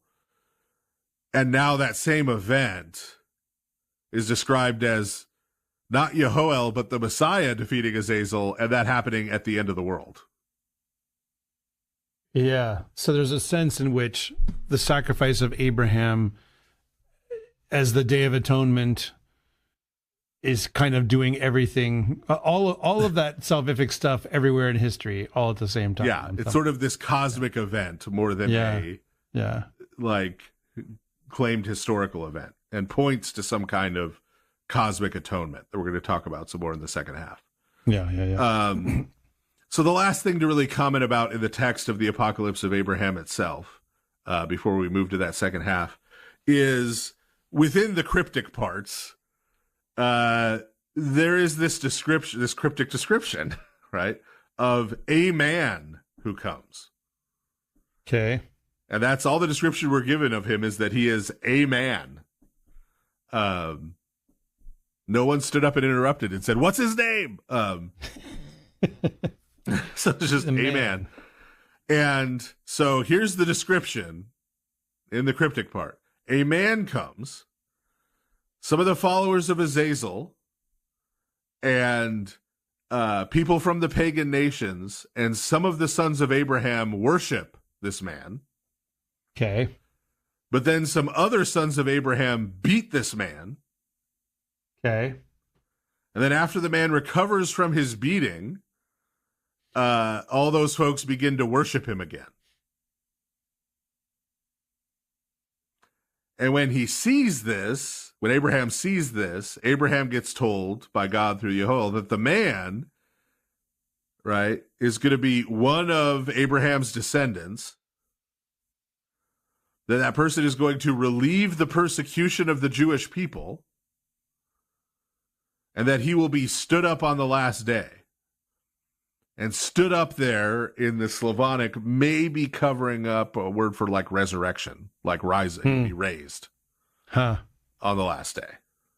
Yeah. Okay. Yeah, so if there's anything maybe that we might possibly think of as, oh, here's the Christian bit, this might be it. Maybe. Right, because that kind of sounds like Jesus, right? Right. But it should be pointed out that nothing in there isn't found in some way in the Old Testament already. Well, yes, but also, if this was coming from a Christian, you wouldn't have him recovering from a beating. You'd have him get killed. Come back to life. Exactly. Right? Which we don't have. Yeah. So there's no death and resurrection here. Until he's raised up on the last day. Right. And what he does seems to be in relation primarily to the pagan nations. Yeah, rather than to Israel. Not Israel itself, right? And so what seems to be going on here is that this is actually a reference to Jesus. That by the time it's being written, it's a historical reference to Jesus, because we're about 50 years after the fact. Yeah, and by this point, Jesus is very, very, very well known, and the church is beginning to expand considerably. Right. And so this is representing a non-Christian Jewish perspective on nascent Gentile Christianity. Yeah, so there's this sense of, okay, all these Gentiles are coming to worship Israel's God. Can we make good for Jewish people? Yeah, right? that's good. That's good. Providing them some relief from persecution and this kind of thing. Right, that's good. So how can we, without saying, yeah, Jesus is our Messiah, without saying he rose from the dead, without saying he's the Messiah, right? Yeah, So this is written by someone who isn't a Christian. Yeah, sort of but like sees Christianity as beneficial. Right? Yeah. How can we kind of make space for him in our world? And it turns out that there is actually a figure that was expected amongst some Jewish people. Yeah. There is a category for this that gets applied here. So this is one of the earliest instances, I think, of the application of this category to Jesus by a Jewish author. That category being what's called the Messiah ben Joseph. Yeah, and you call everybody that I can't remember which episode it was now, but we talked in an earlier episode about there being a tradition of multiple messiahs. Yeah, we did an episode, I think, on just Messiah in general. Yeah. And I think we even briefly talked about Messiah ben Joseph in that as a category. Right, and it's not just that there's multiple different versions of the Messiah. There are traditions in which there are multiple messiahs. Like there will be more than one, and like they'll do a priestly one, a kingly one, right? So sort of the one we usually think of as the Messiah would be the kingly Messiah, the Messiah ben David, the son of David, right? The king in David's line, right? That's usually when we just say the Jewish Messiah or the Messiah, that's usually what we're talking about in our parlance. But there are pieces of Jewish tradition about other Messiah figures. Messiah ben Joseph, the son of Joseph, is in Joseph in the book of Genesis. As in Ephraim, the largest and central tribe of the northern kingdom of Israel. Yeah, which is... that got dispersed. Right, and then closely associated then with the Gentiles. Right. So then if you think about when we talked about the testaments of the 12 patriarchs, previously in this series, we talked about how in a couple of those testaments, it talks about the northern tribes of Israel being reconstituted. Since they were dispersed among the Gentiles like seed, they're going to be reconstituted from the returning Gentiles coming back to worship, people of the nations coming back to worship Israel's God. The figure of the Messiah ben Joseph, the Messiah, the son of Joseph, the son of Ephraim, is this figure who would come and regather the northern kingdom by gathering people from the nations to worship the God of Israel, to leave aside idolatry, to leave aside other sinfulness and come to worship Israel's God. And at various points throughout history, Jewish writers, non-Christian Jewish writers, have, to varying degrees, recognized Jesus of Nazareth as this figure, or as maybe being this figure, or Christianity as a religion being this figure, for these various reasons. So the Apocalypse of Abraham seems to be, at least so far, the earliest testimony we have. And I don't know how much earlier you could get testimony than AD 80, but to a non-Christian Jewish person sort of applying these traditions to Jesus of Nazareth to say that they don't believe he's the Messiah ben David, which of course we as Christians do, right? Believe he's the Davidic Messiah, but to say he is a Messiah in some sense and to recognize what's happening in Christianity as a good thing and a movement of God, right? That's not an artificial thing that Rabbinic Judaism dreamed up centuries later to try to get along better with Christians. That is a tradition from very, very early on, right? And applying that to Jesus starts to happen places like here very early on. Yeah. All right, well, that's basically our summary of the Apocalypse of Abraham. We're going to offer some more commentary on exactly everything that is going on when we get back after the break. First, we'll take a couple of questions right after this break, so we'll see you in a second. Father Andrew Stephen Damick and Father Stephen DeYoung will be back in a moment to take your calls on the next part of the Lord of Spirits. Give them a call at 855-237-2346. That's 855-AF-RADIO.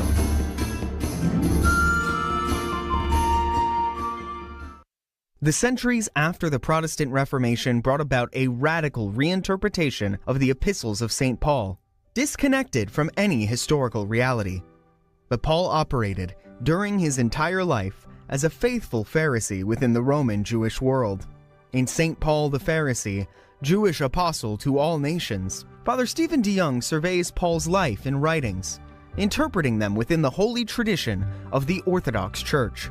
This survey is followed by DeYoung's interpretive translation of St. Paul's epistles, which deliberately avoids overly familiar terminology.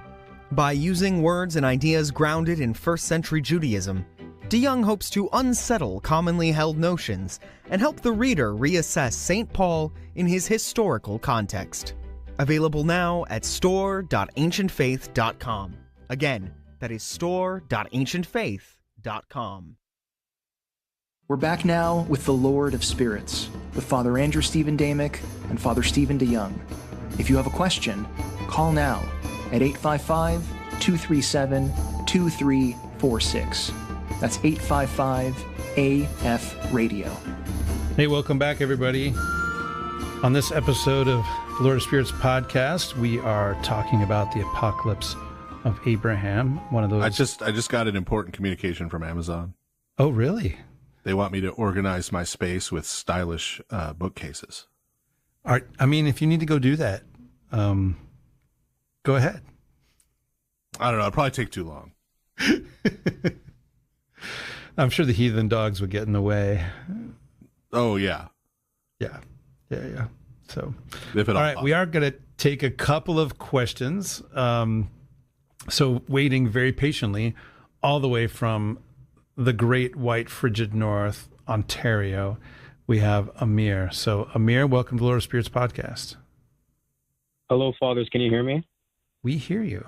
Welcome. Awesome. So I have a question about, are there any books that are dangerous to read? Because I was reading about St. Ignatius Brentanoff. I hope I'm saying that right, but he was talking about this one monk on Mount Athos, and he read The Imitation of Christ.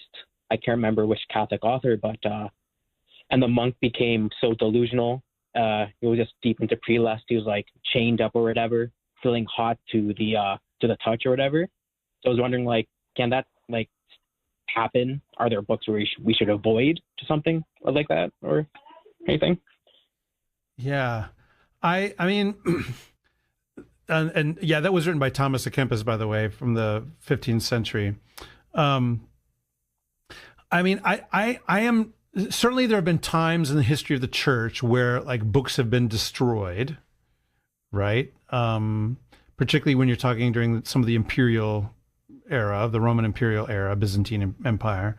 But I don't recall, I mean, Father, correct me if I'm wrong about this, but I don't recall conciliar decrees forbidding certain things from being read.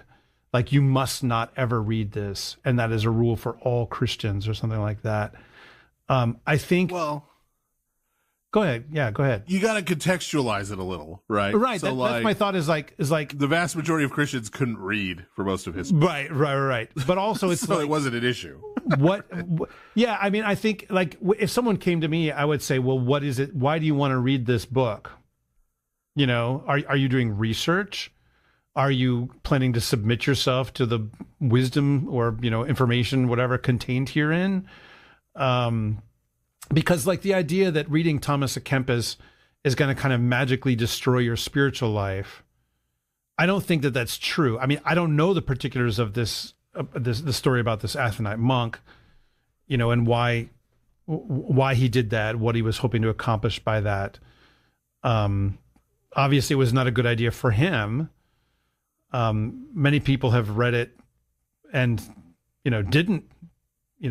didn't fall into some kind of delusion or whatever. Although I'm sure someone's going to write in and say, actually, every single person who has ever read it. I don't think that's true. So, I mean, I would say, it's just like anything, like, on some level, all things are lawful, but not all things are expedient. Is it a good idea? Is it worth your time? Is this something that's actually going to be valuable? I mean, mind you, there are some kinds of literature that are completely unredeemable. Like, you should not read pornography. Not because there's a rule against it, but because it's terribly bad for you. Like, it's just, we don't need a rule against it. It's just, it's like, yes, there's a rule. Do not drink poison. That's a rule. Like, no, you just shouldn't drink poison because it's going to kill you.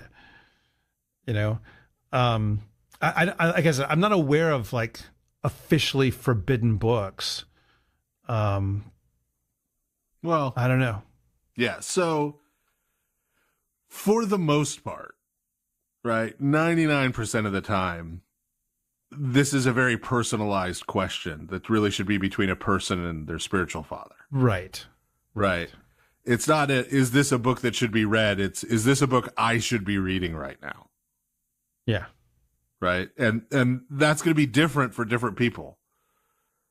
Right. Like I famously, for decades now, because I'm an old man, have read Nietzsche every Lent, and that's not like a spiritual discipline I recommend to people. Right. There's a lot of people who don't need to be reading Nietzsche, where it's either a waste of time or might be deleterious to them in some way. Right. So that's not right. My conscience has been seared as by a hot iron. So there's no further damage possible to my soul. So 99% of the time it has to do with the person. Right. And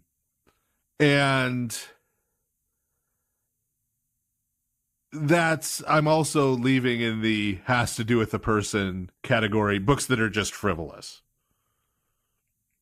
Right. Because as we talked about with the whole clean and unclean thing, the opposite of holy is common, not evil. Right. And so like reading novels that are just dumb entertainment because you need a break and you need relaxation as a human with human physical and mental limitations, right? Like reading Charles Dickens, which is the literary equivalent of a sitcom. Come on. It absolutely is. Massive shade. Charles Dickens would be writing sitcoms if he was alive today. That's they probably were true. serialized a chapter at a time in newspapers. Every sitcom has done an adaptation of a Christmas Carol. It's just an indication of how QED. far we've fallen. QED. Anyway. So, right. But just reading, that's fine. Right. Like, I'm not saying there's something wrong with that. Now, even that you need to discuss with your spiritual father, because there's an issue of, how much of your time are you spending doing that?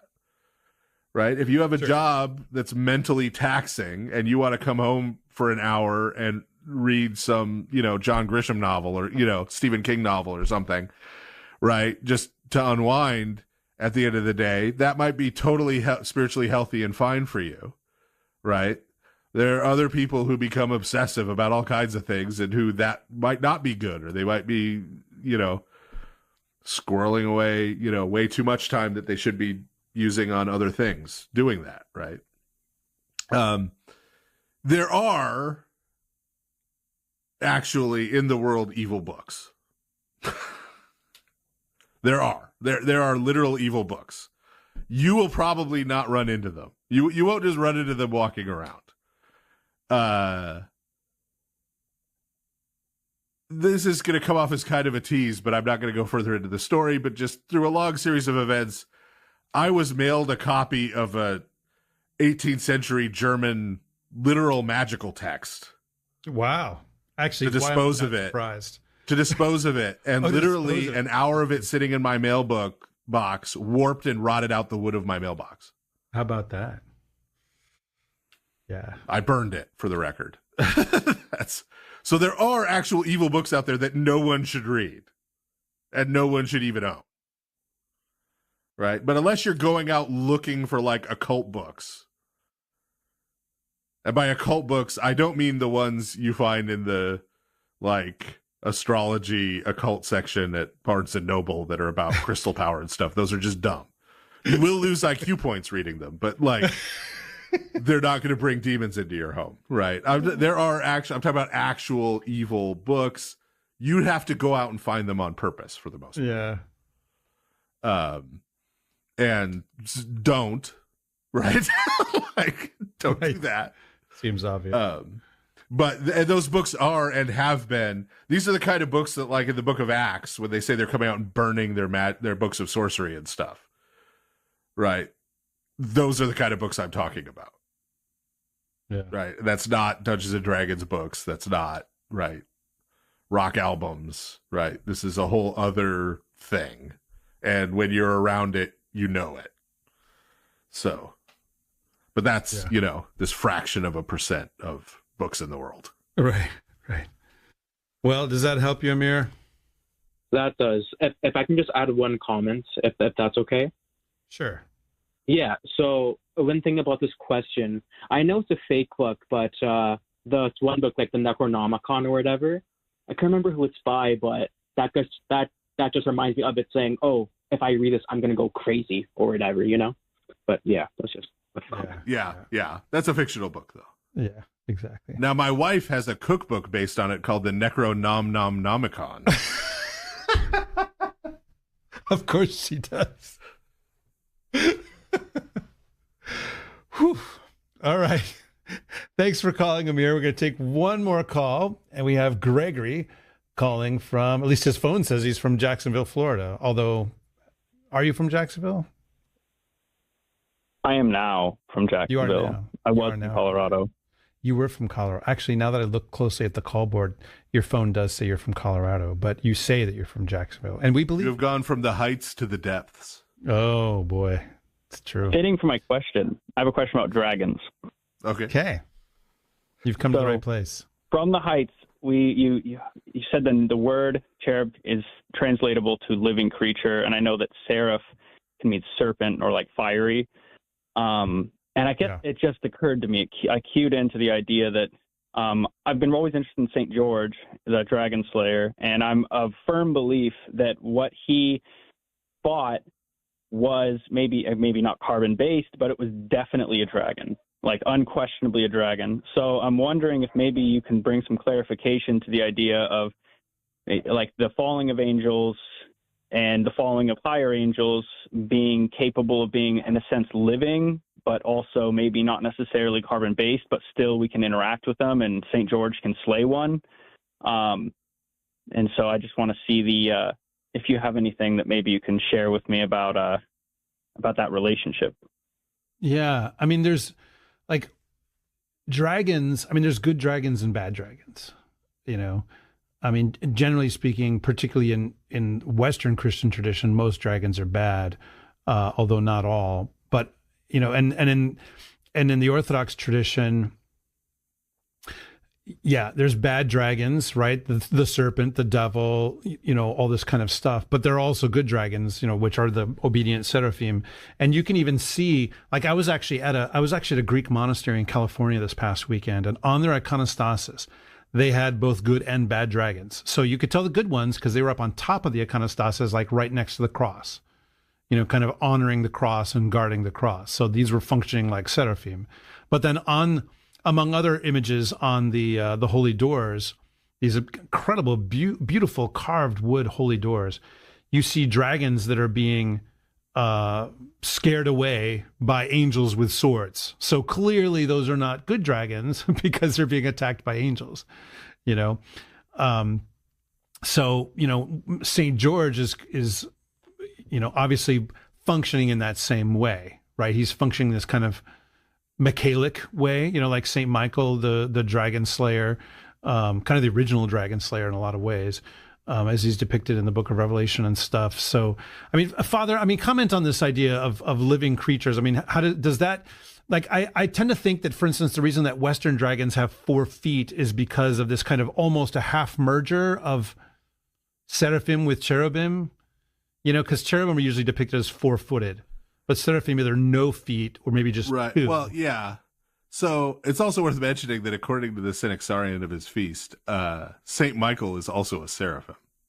Yeah. So dragon on dragon action. Yeah. But yeah, so what's really meant by cherubim is like a lamassu, actually, in the original context. So think, it gets translated zoe, right, like living creature in Greek, and then the 4 faces are described, right? But the idea is more of like a sphinx-like creature from our perspective, right? What we think of when we think of a sphinx, or a lamassu, which is the Babylonian version that has like a human head and then like a lion body and wings. Yeah. So it's more a sort of typical theriomorph thing than a dragon thing. And so like for Babylonians, those were different because the dragons were sort of the primordial gods. Whereas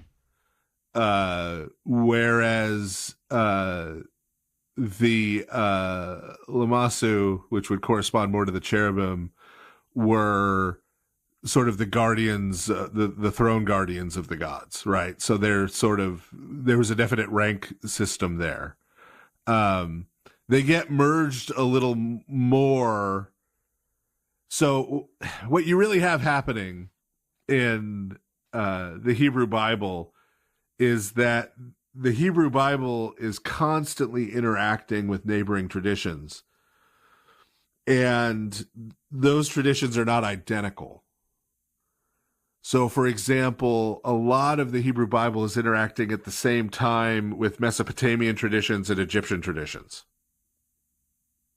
And then also Canaanite traditions in addition. But so when you think about Egyptian traditions and the way serpents function in Egyptian tradition, it's much closer to the way that the lamassu, the cherubim, function in Mesopotamian traditions. Whereas the dragons are sort of elevated above that in Mesopotamian tradition. And so I think that's why you get the places in the Hebrew Bible where you get this kind of equivalence and semi-merger between seraphim and cherubim is because these different roles in Egyptian versus Mesopotamian tradition and the Hebrew Bible interacting with both of those at the same time. If that makes sense. But yeah. It doesn't take either of those as being 100% accurate. It doesn't like pick one and say, okay, this is the one that's true. Both of those sets of pagan traditions aren't actually true. It's interacting with and trying to refine both of them.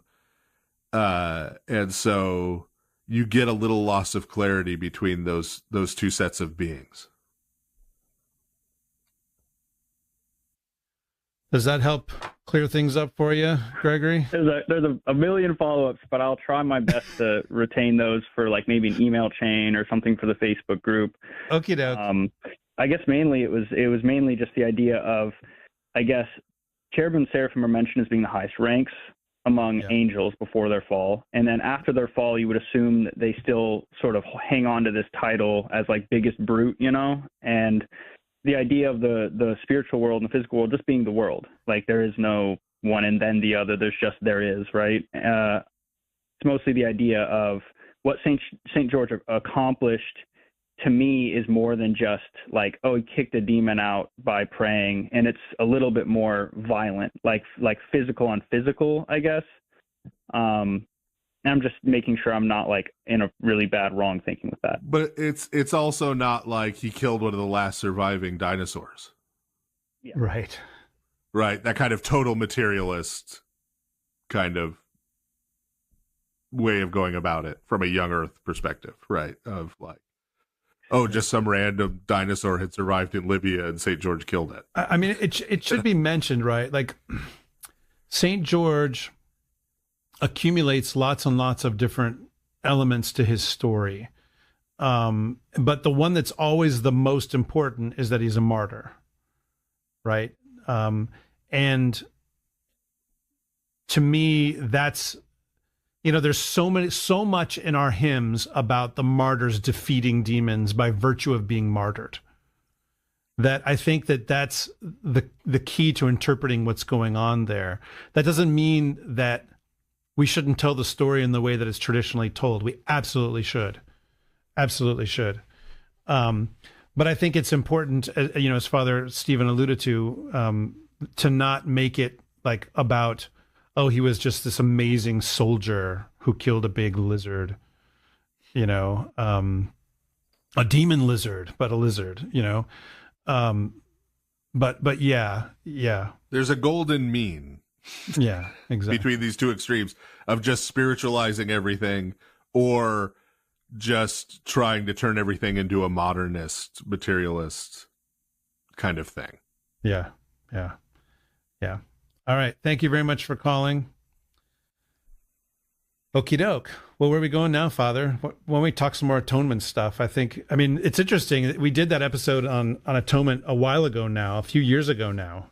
And it's still one of the ones I think that a lot of people come back to and a lot of people have questions about and are really fired up about. So, this text offers us the opportunity to go deeper and some touch on some of that. Wait. Yeah. Well, so as we said, we've got a depiction in this text, again, from at least some quantity, some element of the Judaisms of the Second Temple period, who are, as we see in this text, looking for a kind of cosmic Day of Atonement to happen, right? A kind of cosmic atonement to happen. And so what we want to do for the rest of this half is kind of talk about, well, why would they be looking for that? And what would the shape of that cosmic atonement that they were looking for be? Right? And spoilers, in the third half, we're going to be talking about Christ's atonement and how that relates to this expectation, this Jewish expectation of a cosmic atonement, right? How those things intersect, right? The actual fulfillment of it in Christ, how that intersects with the Jewish expectation. So when we talk about kind of this cosmic Day of Atonement we're looking for, we're talking about a fulfilled Day of Atonement. So this is not something completely different than the Day of Atonement in Leviticus 16. It is not just like, well, that thing stinks or it's dumb, so we're going to get rid of it. We're going to replace it with something else. That's not what they're looking for. No, that's not what fulfillment means. This is fulfilled in the sense of filled full, like we've talked about before. So this is its final form.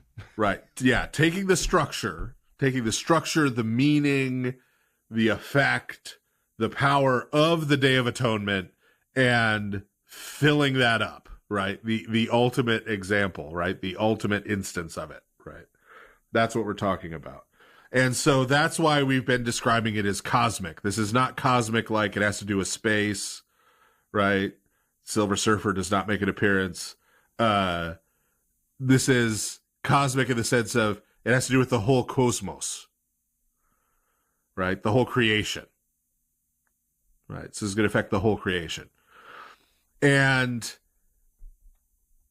there's several reasons why people in the Second Temple period, especially in the 1st century BC, the 1st century AD, when this text is written, why they're looking for that kind of thing, right? And one big one is that Yom Kippur, the Day of Atonement, the ritual that they've been doing since it was given in Leviticus 16, kind of points to its own limits.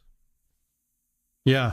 Right? Yeah. Like it's just limited by nature, and you can tell that, right? By the practice of it, right? Practicing it is going to show you the limitations, right? So, for example, we have to do it every year. Yeah, which suggests that it kind of wears off or is needed again, you know? Right. Meaning it's not, it's limited in its effectiveness. It's limited in the duration of its effectiveness, at least, right? Yeah. That we have to keep doing this. it's additional to the other sin offerings and peace offerings. So they've got this daily and weekly cycle of sin offerings and peace offerings going on to deal with sin. And then we also need to do the Day of Atonement once a year. Right? So clearly the Day of Atonement by itself is somewhat limited in terms of how it's able to deal with sin, which is the very problem it's there to deal with. Right? Now, that said, we have to be careful, and this is, again, a point that St. Paul always makes very carefully when he's talking about the fulfillment of things of the Torah, that this is not to say Yom Kippur was bad, the Day of Atonement was bad, that it didn't work. It did everything it was supposed to do. It did everything Leviticus 16 said it would do, right?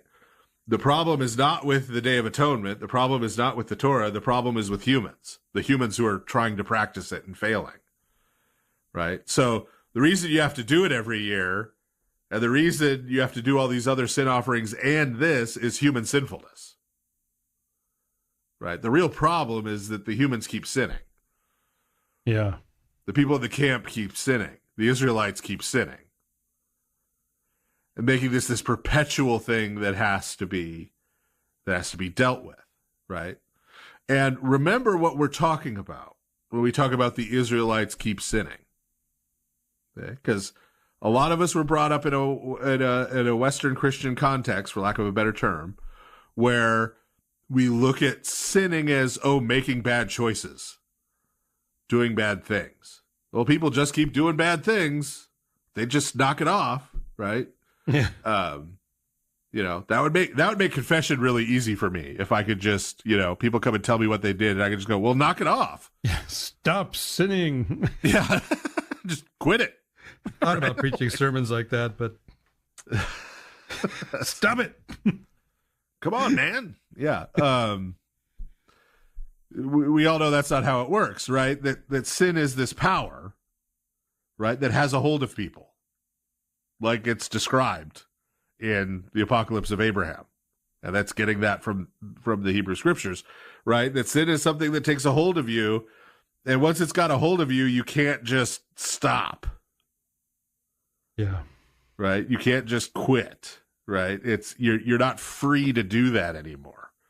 When sin has you in its grip. And so every year, the Day of Atonement is dealing with the sins that people have committed, which are like symptoms of the disease, right? And it's dealing with the effects and the stain and the taint, right, of the sin. But the people remain infected with the sin itself. So it would be like if you had a horrible disease and we treated your symptoms so that you could function. And once a year we cleaned out your whole house and burned all your bedding and clothes and gave you new so that you wouldn't spread the disease. Right? But never actually tried to cure your disease because maybe we couldn't. Right? And so we had to just keep treating it and treating it and treating it. That wouldn't mean there was a problem with the treatments. That means there's a problem with this disease. Right? So we see that limit there. Right? But then complicating that even further, and this is something that doesn't weigh on us, right? In the way that it weighed on the Jewish people of the first century BC, the first century AD, is it's not just that this was true, but also they were still living under the consequences of that sin and the failure of their fathers to correctly manage that sinfulness with the Torah, right? So the northern kingdom, most of the tribes of Israel, most of the people of Israel had been destroyed and were just gone, had been wiped out by the Assyrians. And those who were left, right, the Judeans, were the descendants of the tribe of Judah, and a few from Benjamin and some Levites, right? They had all been exiled in Babylon. And while some of them had taken the opportunity to go back to Judea. A lot of them hadn't. And when they got back to Judea, it wasn't the same. Right? They built a new temple, but the glory of God sort of didn't show up. Yeah, they all kind of noticed that. The Hasmoneans managed to get independence for Judea briefly, but it was briefly. Then they were under the Romans, which is worse than the Greeks in a lot of ways. Right? And so that exile wasn't really over. The Jewish people who were left were scattered all over the world. The ones in Palestine were not doing well under the Romans. Exile hadn't truly ended. And so this is something. And now, at the time the apocalypse of Abraham is getting rid of, the second temple has been destroyed by the Romans. And the Romans are deliberately trying to de-Judaize the whole region. Right? Just building a third temple and purifying the sanctuary with goat blood was not going to solve all this. Yeah, it was just a temporary measure to clean things up. Right. That wasn't going to fix everything. Because building the second temple and purifying it with blood had not fixed everything. Right? So it's not just we have this disease and the Day of Atonement is treating it but not curing it. It's we've actually deteriorated from this disease to a point that's near terminal. And because that treatment can't cure the disease, it also can't restore us to health and bring us back to life. Right? So I see how this isn't going to do it. And so from that perspective, they then envision, okay, well, what would do it? Yeah. What version of this form? We have this form, this shape, this outline, this pattern in the Day of Atonement. What version of that, what form of that could solve the problem, could restore us to health, could cure us, could do the job, right? And that's where the images that we get, for example, in the Apocalypse of Abraham and in other Second Temple Jewish writings of this cosmic atonement, frankly, the picture we get, we were talking about this more in the third half of the picture we get in the New Testament, right, of the atonement, right? That's where this comes in, right? So we need to have a purification, but it needs to be a final purification. Right. Right? One that doesn't need to be repeated. It needs to be dealt with once and for all. Yeah, I think, especially if you think about where the Jews are at this point in their history, as you said, they were under the Greeks, they were under the Romans, and this is not great. But there's no way that things are going to be like they were under David. Without God directly intervening. Yeah, exactly. Yeah. Like the world is encroaching in on them. Empires have taken an interest in them and have taken their spot over and over again. And they cannot keep them at bay. They do not have the power for that. Right. So this idea of this final hope, it only makes sense that there's going to be this desire there. Right. And so, yeah, and even just them starting to now practice the Torah, again, wouldn't cut it without God directly intervening. Right. So the Pharisaic position at this time was not, if we all just start following the Torah perfectly, we'll all be fine. No. The Pharisaic position was, if we begin to follow the Torah and show our faithfulness to God, in contrast to our previous unfaithfulness, then God will intervene. Yeah. Right? That will bring about God's intervention. So this isn't like, the Pharisees thought just Torah keeping was the solution to everything. And, then there were these other dissident groups who thought God was going to apocalyptically intervene. No, this is across the board.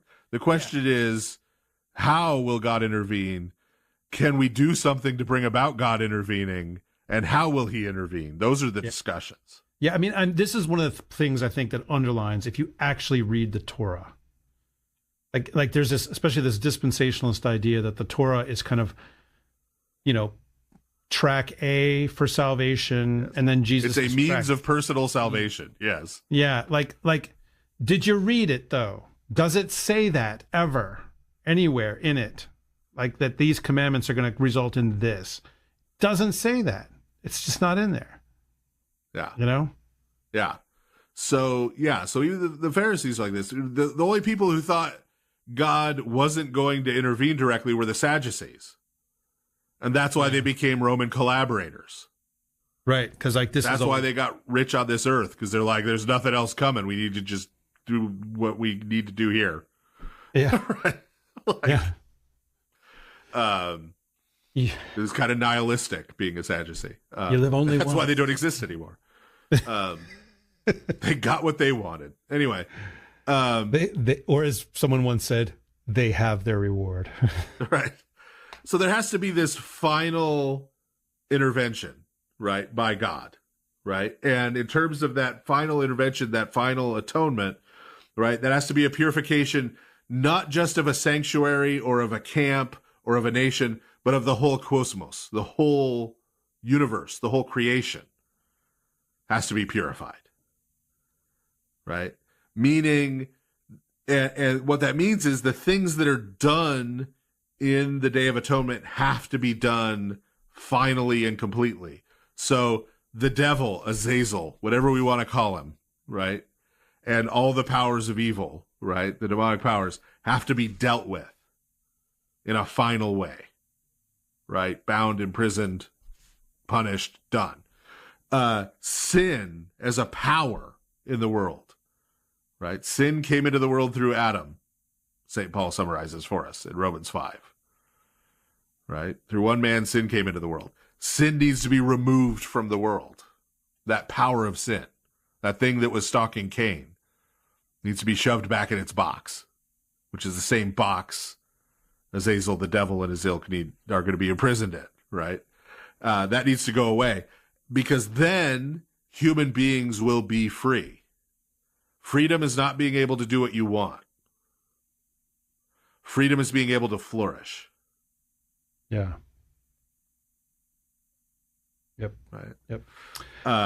Freedom is the freedom to destroy yourself is not freedom.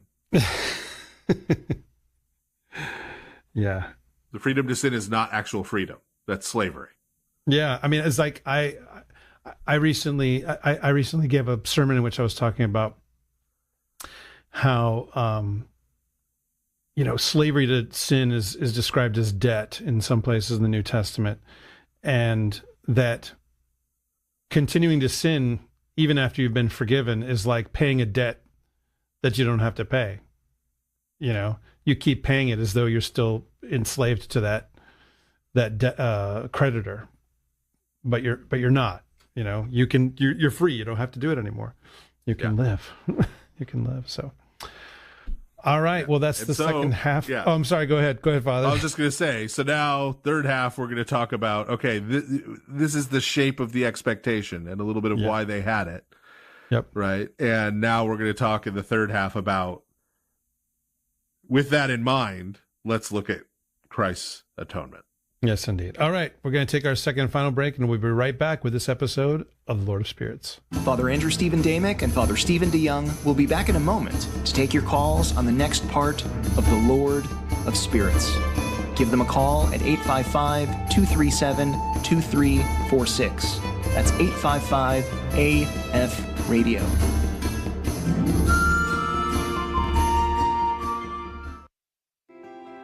This March, join us for the 31 Books of March sale event at Ancient Faith Store. In celebration of the event's 10th anniversary, we're offering a large selection of books at 50% off every day from March 1st through March 31st. Over 150 titles reset each morning at 9 a.m. Central.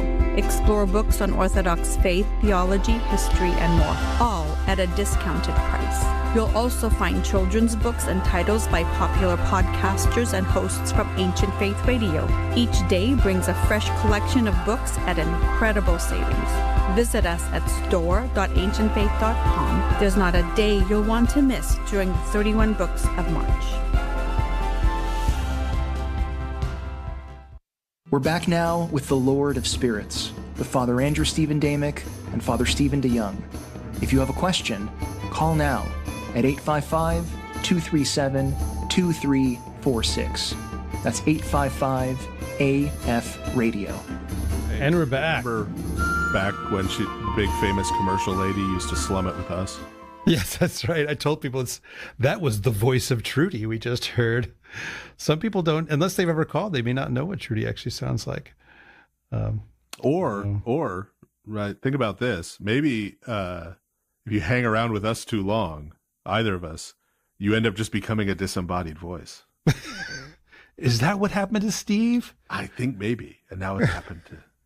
I feel a little bit bad because sometimes when people meet Steve, they hear him talk, they're like, "You're the voice of Steve." He's like, "I'm a person."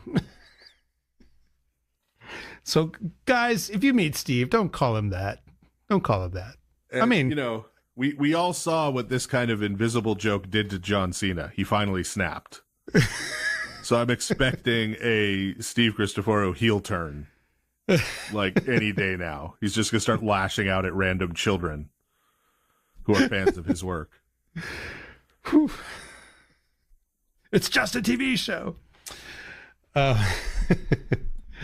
Yeah, I also want to say, so I mentioned at the beginning, everybody get your tickets for Lord of Spirits Fest in October. I also just want to throw out, especially for those listening live, my final speaking engagement for this Lent is happening this weekend. I'm going to be at St. John the Baptist, Antiochian Orthodox Church in Post Falls, Idaho. This weekend, we're doing a retreat all day long, and it's free. So people up there in Eastern Washington, northern panhandle of Idaho, which actually, by the way, apparently Father includes our YouTube guy, Simon. Simon told me he's going to come to the retreat. So everybody, if you come to the retreat, you can meet Ancient Faith celebrity Simon Nelson, the YouTube. Will he be showing you his drawings? Yeah. So bring your YouTubes and you can have Simon sign them right there at the retreat. I mean, that should be pretty great. Way up there in northern Idaho. So once again, masterful self-shill. Thank you. Thank you very much. Okay. So what's in the third half, Father? Isn't this really all just about penal substitutionary atonement? Well, we're going to do a PSA about PSA. Nice. I mean, it's low-hanging fruit, but thank you. It is. Yeah. We didn't get any calls yet. I'm kind of surprised. I turned them all off. I've had it with people. Once you start talking about penal substitutionary atonement, people go crazy. Yeah. Yeah. So, I'd like to think that us talking about addressing penal substitutionary atonement at this point would be beating a dead horse, but this horse is very alive. Oh, totally. Yes. And kicking, right? Yeah. Like, despite the best efforts of a growing number of people, even within Protestantism now, to point out that dog don't hunt. But this is going to be less, as may have happened in certain previous episodes, Father Andrew and I using PSA as a piñata, and more by way of clarification. Though there's going to be a little bit of hitting it with a stick. I mean, that's pretty fun. Yes, and ironic when you think about it. But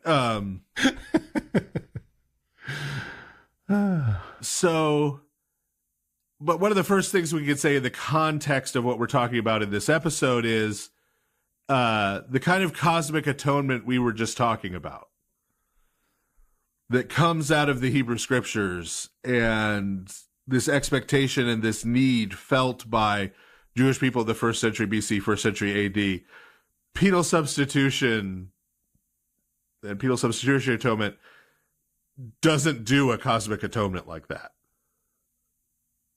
It fundamentally doesn't answer those needs, right? Right. Now you can say, well, okay, the New Testament just completely redefines atonement and blows all their expectations out of the water. Maybe, except for the fact that penal substitutionary atonement is less full than what they were expecting, not more. Yeah, the expectation is for a cosmic cleanup. Right. That's not what penal substitution does. Yeah, in not fact, for an individual debt fix. Right. Penal substitution does nothing about the cosmos or creation.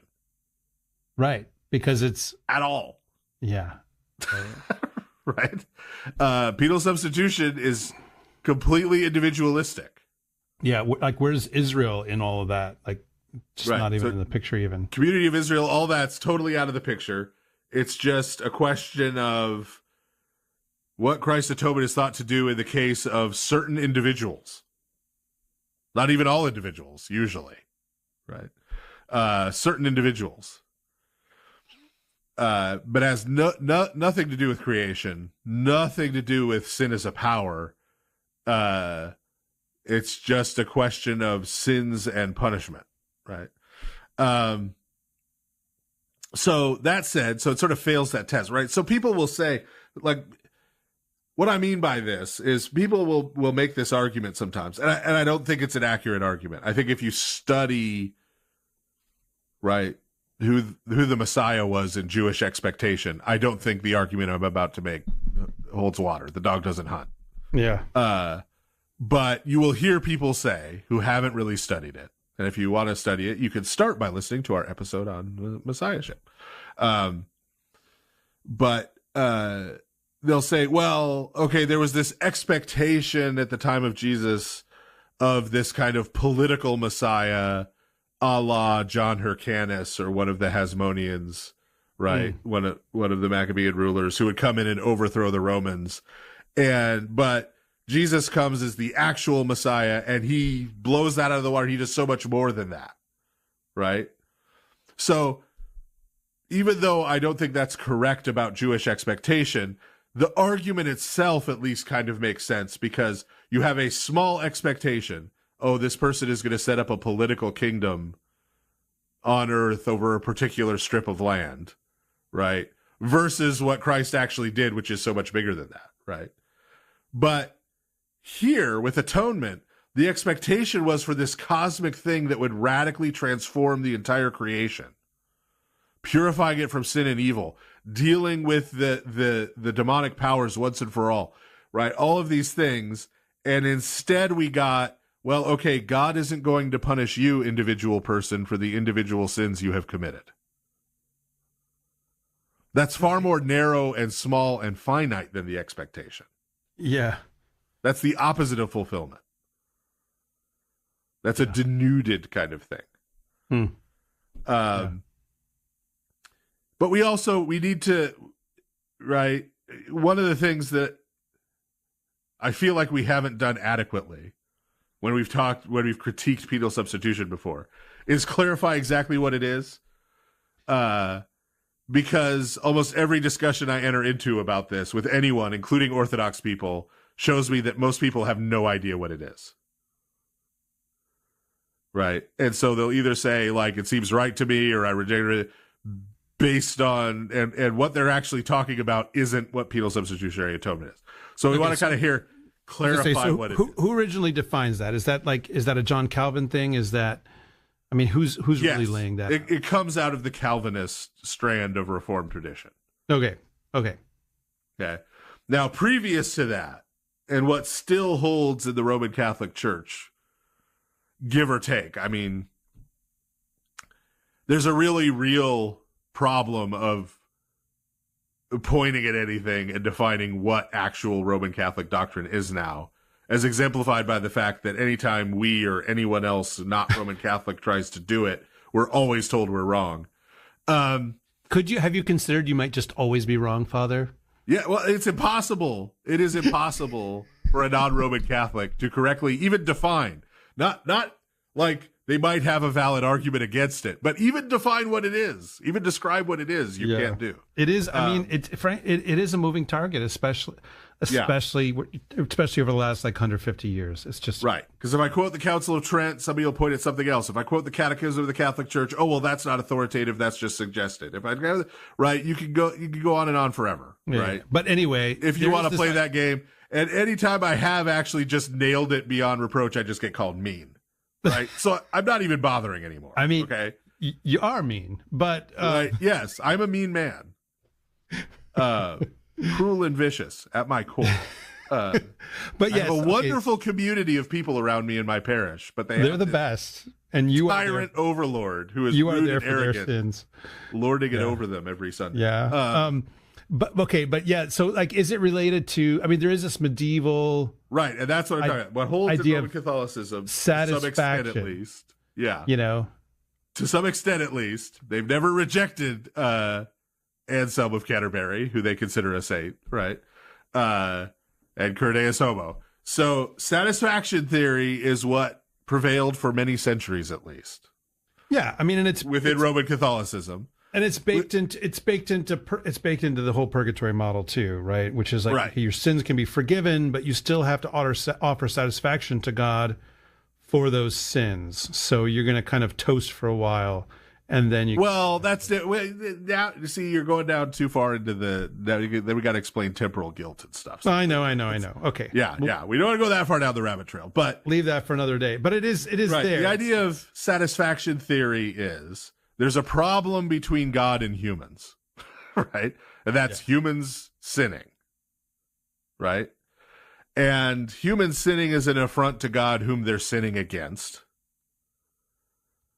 right? And that situation needs to be made right, right? There needs to be justice. This situation has to be resolved somehow. And in the idea of satisfaction is that Christ offers himself as a sacrifice to the Father. The Father is pleased with that sacrifice. And so because he is pleased with the sacrifice that Christ offers him, right, he accepts that sacrifice and things are made right between God and man. Right? His need for justice is satisfied by the sacrifice of Christ. And then the benefits of that are given to individual human persons in a variety of ways. We won't go down all those rabbit trails. Sure. Because that's not what this show is right. But there is no element here of, as the penal and penal substitution, of God punishing Christ for people's particular sins. Yeah. You flipped off your brother the other day, and so Jesus has to experience this.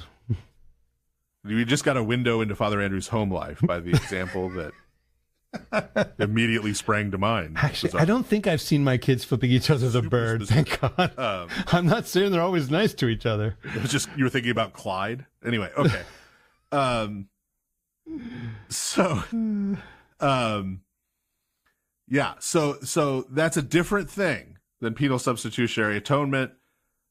The Roman Catholic Church has never traditionally believed in penal substitutionary atonement, right? In fact, built into, you read Roman Catholic doctrinal expressions about this, they talk about how one drop of Christ's blood, him offering one drop of his blood, would have been sufficient as a sacrifice, right, to make atonement for the whole world, right? Because he's offering it as a pleasing sacrifice to God. So there's no kind of idea. This is within a better understanding, right? I don't think it's perfect because it's a little different than the Orthodox view, but still a better in the 11th century understanding of sacrifice, for example, than what you find later, especially in Protestant circles. So that's not penal substitution. Penal substitution comes about within the Reformed tradition because it has to. Okay, it has to. You can't really hold to penal substitution and not be a Calvinist. It doesn't work. Okay? Because what penal substitution says is that there is a punishment for the particular sins committed by particular people. Okay? Yeah, like it's a crime and punishment idea. And Christ in the past took the punishment for particular sins committed by particular people. And therefore, those people are not punished for those sins. Meaning, you have to accept that L in TULIP, limited atonement, to really believe in penal substitution. Now, you could be a universalist. As we've pointed out before when we talked about universalism on the show, right? Someone like David Bentley Hart is basically a liberal Calvinist. Yeah, He's like a Bartian Calvinist. It's all just monarchism. Bart was Reformed. He's a Calvinist. Who says just basically everybody's elect. Right? You just say every human is elect, right? Or you have to say some subset of humans, right? But it does not make sense for anyone to say Christ took the punishment for sins XYZ committed by person A, but they didn't accept Jesus, and so now God is going to also punish them for those same sins. Right? That doesn't make sense. So if you're going to believe in penal substitutionary atonement, you have to be some kind of Calvinist. The original Arminians, not Armenians. Although there are Armenian Armenians. There probably are. And they could be wearing Armani. And there's an Armenian comedian. But right, the original Arminians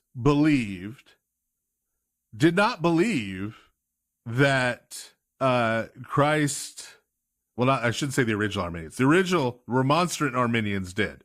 But that's not who we think of as Arminians. Who we think of as Arminians are Wesleyan Arminians.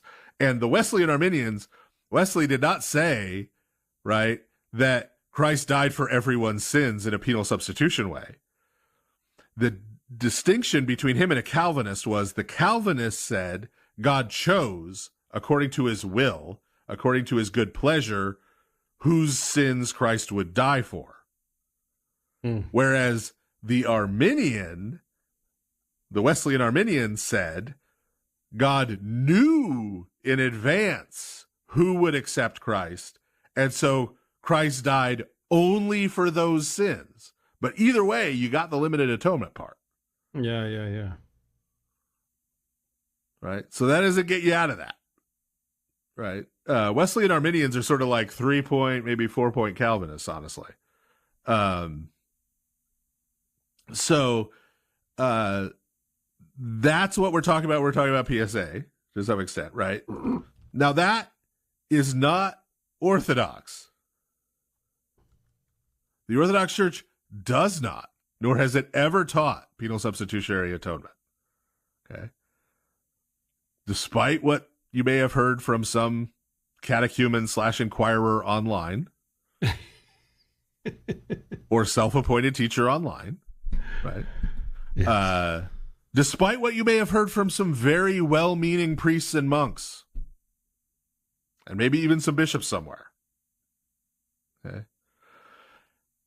Well, why would they say things like that then? Well, I'm not talking about cranks on the internet, right? Who can explain their wacky behavior?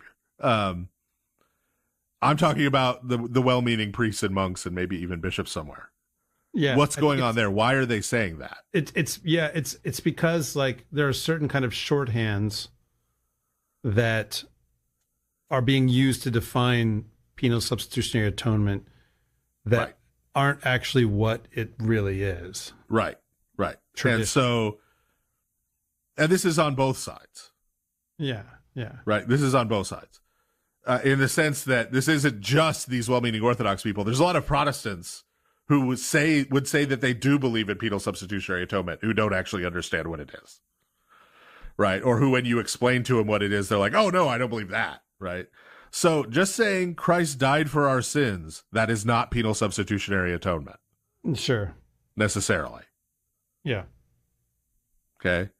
That's open to a wide variety of interpretations of in what sense Christ died for our sins. Yeah. Even saying Christ died in our place in some way is not necessarily penal substitution. Yeah. I mean, it's sort of substitutionary on some level, but. Right. Or on our behalf, right? Which is actually closer to what the Greek says in those passages. He died on our behalf. He died with benefit to us. That's not penal substitution. Okay. So here's the core. Here's the very core of this and why the Orthodox Church has never accepted it. Okay. And this is very clear in the teaching of Calvin and the Calvinist tradition. We've talked before on the show about how St. John of Damascus distinguishes between two kinds of death. And this is a basic theological distinction in Orthodox theology. He isn't saying this to innovate. He's saying this in his expositing on theology and summarizing the theology of the fathers before him. Okay, so he considers this basic Christian theology, that there's two kinds of death. Death is used in the scriptures, in our tradition, in two different senses. One of them is physical death. Physical death is when the human soul is separated from the human body. Okay. The other way it is used is to refer to spiritual death, right? When the human soul is separated from God, which is the source of life. And that's why it can be called death. For humans, right, when God says to Adam, on the day you eat of the tree, you will surely die, he's talking about spiritual death, and that happens to Adam on the day he eats of the tree. His soul is to some extent cut off from God, who is the source of life. He's cut off from the tree of life. And the effect that has is that it eventually brings about his physical death. Then his soul is separated from his body until the bodily resurrection. Okay. He defines those. Okay. So, you will sometimes hear folks, Orthodox and otherwise, who are trying to defend the idea of penal substitution, who will say, well, Christ died in our place. And they'll want to say, well, no, I'm talking about physical death, right? Because this is people who accept Chalcedonian Christology. The claim we're making when we say Christ died on the cross, or even more provocatively, God died on the cross. Okay. The claim we're making is not that the divine nature somehow, quote unquote, died. Death never means ceased to exist. Right.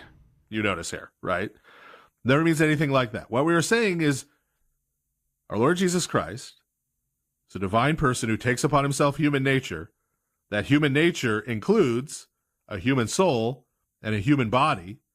And so Christ allows, because he does it voluntarily, his human soul to be separated from his human body. That's what death is. That's what physical death is. That's what death means for everyone, is that your human soul is separated from your human body. Right. And you know, right? I mean, it leads to a very natural question if people say, well, Christ died in our place. And it's like, well, but doesn't everyone still die? Right. And even so if someone wants to say, well, that's what we're talking about physical death, I'm still going to die a physical death. Yeah, so he didn't do it in your place. He didn't die. He didn't do it instead of me. I'm still going to die a physical death. Yeah. Right. And we say this in the prayer that priests say often, preparing for liturgy, right? That Christ's human soul is separated from his human body. His human body goes into the tomb. His human soul descends into Hades to harrow it, right? And as God, he is everywhere present and filling all things, right? He is with the thief in paradise. He is on the throne with the Father, the Spirit, right? Et cetera, right? That's what we're saying about Christ, okay? So for this to work, for penal substitution to work, fundamentally, and this is the claim Calvin and the Calvinist tradition make, Christ has to experience spiritual death on the cross. Yeah, which is the separation of the soul from God. Right. Christ's human soul has to be separated from God. This is what Calvin and those of the Calvinist tradition who teach penal substitutionary atonement say happened. Yeah, and that's why you get some people will say, well, on the cross, God turns his back on Jesus. Right. And, where he and suffered hell on... Yeah. And they'll misunderstand, they'll misquote, Christ's reference to Psalm 21/22, where he's actually referring to the whole psalm and not just to one line. And that claim is heretical. Yeah. Because, what does that mean? The Father is separated from the Son? Like, what does that mean about who God is? Is he not God anymore? Like, what's going on? It's just nuts. You either have to be a Trinitarian heretic or a Christological heretic to hold to it. Or you could be... Or you could be William Lane Craig and go for the hat trick. That's right. But if you're not a Christian, right, like William Lane Craig is not, you could just make up a religion, right, and do whatever you want theologically. And I know that sounds harsh when I say that, but I have, through a slight proxy on a live stream, questioned William Lane Craig about this. And his argument to defend his view of penal substitution with Christ, he appealed to the fact that he is a self-described neo-Apollinarian, Apollinarianism being a condemned heresy, with his Christology. He doesn't believe Jesus has a human soul. That was his answer to me questioning him about this. Okay? So, I'm not being harsh. I'm taking him at his word. That he's has heretical views of these things that put him outside of Christianity according to the, not like the later ecumenical councils that Protestants don't like the first one, right? Like the second one. The ones that produce the Nicene Creed, the ones that supposedly all Christians agree on. He doesn't, right? So, but and I'm going to be blunt here again. When you read the Reformed tradition and they're talking about this issue, most of them opt to become Christological heretics in that they basically adopt a Nestorian Christology, where Christ's humanity and divinity are separate, at least on the cross. That Christ's humanity is in some way separated from his own divine nature, from his own godhood, in order to make this penal substitution thing work. Okay, so this is a theological debacle, right? And so to those well-meaning clergy and monastics and stuff out there, if somehow you hear this, who go around saying things like, oh no, we accept penal substitutionary atonement because we think Christ died for our sins, stop saying that. That's not what penal substitutionary atonement means. Okay? You don't believe this, right? We don't co-sign this. Yeah. Okay? We do not think it is possible that Christ's human soul could be in any way, for any period of time, separated from God. Okay? Not possible. Not in our tradition. And if you're paying attention to the liturgics in Lent and Holy Week and everything, our tradition over and over again says the opposite. Right? Then it's kind of amazing that Christ was able to be dead for as long as he was. Because it was impossible for him as God to see decay. For his soul to remain separate from his body for that long is itself wondrous and miraculous. But he had something he was doing in harrowing Hades. And in fulfilling the Sabbath, resting in the tomb, right? So we need to just leave off with this, right? We don't believe this. No one should believe this, right? Protestants who aren't Calvinists definitely should not believe this. And even Calvinists, some of them are coming around, right? Like, you don't need this, right? This penal substitutionary atonement, right? It's not coming out of the Bible. And it breaks the rest of your logic. It requires you to believe things about who Christ is and about the Holy Trinity that you know are wrong in other contexts. Right? So let's leave that off. So enough enough negativity. You know me, me, I such a hate downer, negativity. Father. I hate negativity. So negative. I love to focus on the positive. What are the positive images we get? Well, it's related to what we were talking about in the second half, right? We have two main positive images of what Christ does in his death and, resurrection. We'll get to that in a second, right? And those are related to two different feasts, right? In the Hebrew Bible. The first one is Pascha, Passover, Pesach, right? Passover, and what's happening in Passover, right? We've talked about this before on the show, so we won't belabor it now. There's no penal substitution going on there at all, right? What's going on at the Passover is manumission, people being set free from slavery in Egypt, and the judgment, as God himself says on the Passover night, the judgment of the Egyptian gods. The judgment being rendered against the demonic powers and the people being set free. And this is fulfilled in Christ, filled full, in that in Christ we're not just set free from living as slaves to some Egyptians on this earth, but we're set free from the powers of sin and death. And the judgment that's rendered is not just the Egyptian gods being exposed as being not really gods, but all of those dark powers being defeated once and for all, right? The other feast is what we've been talking about tonight, the Day of Atonement. And again, you can go back to our atonement episodes. Nothing about penal substitution going on there at all, right? In Leviticus 16, you have two elements: expiation, sin being taken away, and the purification and purgation of the sanctuary, right? The purification, right? And the sins being returned to sender, back to their origin, back to Azazel, right? And the cosmic atonement we were talking about in the second half is the fulfillment of that. Christ accomplishes that.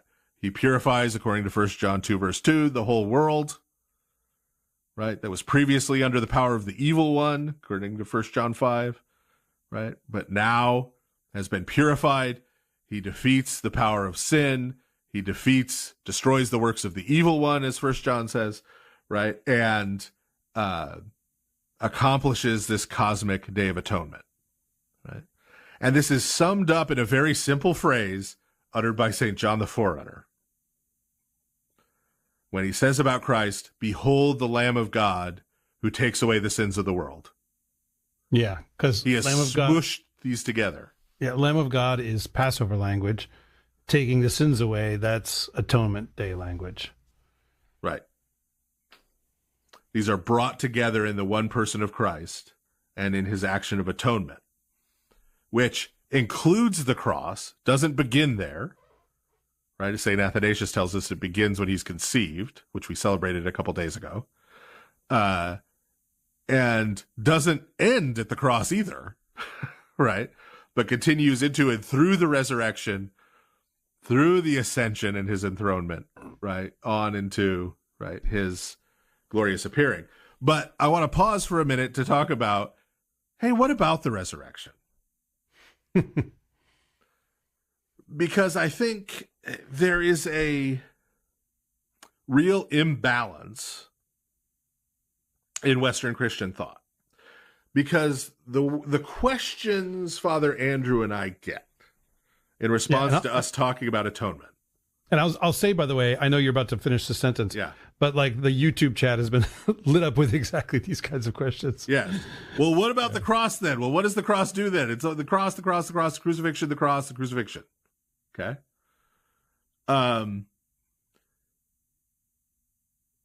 Where that's the central point. That's the end all and be all, right? Like everything's accomplished right there. It's done. Yeah. Which is kind of funny. What about the resurrection? I'll say, by the way, just to telegraph, our next episode is going to be about the cross. Yeah. So, come back later. But we're going to get right to that question. Yeah, exactly. But like, it's interesting, when Jesus says it is finished, he's not dead yet. You ever notice that, guys? I just want to put that out there. And we'll talk more about that, what that means next time. Yeah, exactly. Exactly. But we don't stop at Good Friday. Right. In fact, we just celebrated the Sunday of the Cross, and it's smack in the middle of Lent. Yeah. Yep. Lent is not preparing for the cross. Lent is not preparing for Good Friday. Lent is preparing for the celebration of the resurrection.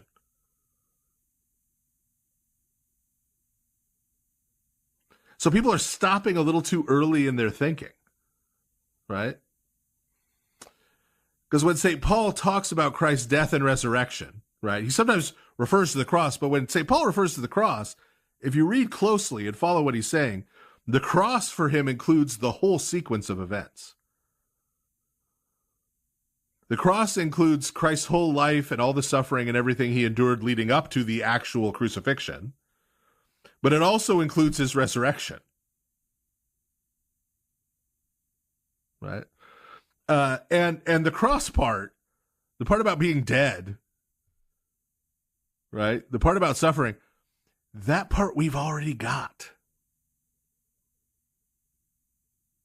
Right? We're already spiritually dead. Israel was already dead. They were dry bones in a valley. See Ezekiel. Yeah. Which we read right before Pascha. As part of the Holy Saturday series of services. Already dead, right? We got that part. What we're looking for is the renewed life, the new start, the renewal of our nature. Right? The freedom that comes on the other side, right, of Passover, of Pascha. Right? That's what we're looking for. That's what we're hoping for. That's what our trust is in. That's what we're preparing to celebrate. Right?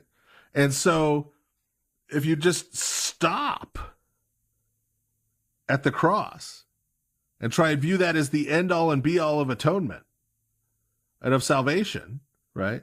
You're really missing a lot of the core of Christianity, which actually surrounds the fact that Christ, I'm saying this early, but Christ is risen. He still is, even when it's during Lent, right? It's not like he stops being risen, right? That's at the core of the Christian proclamation, right?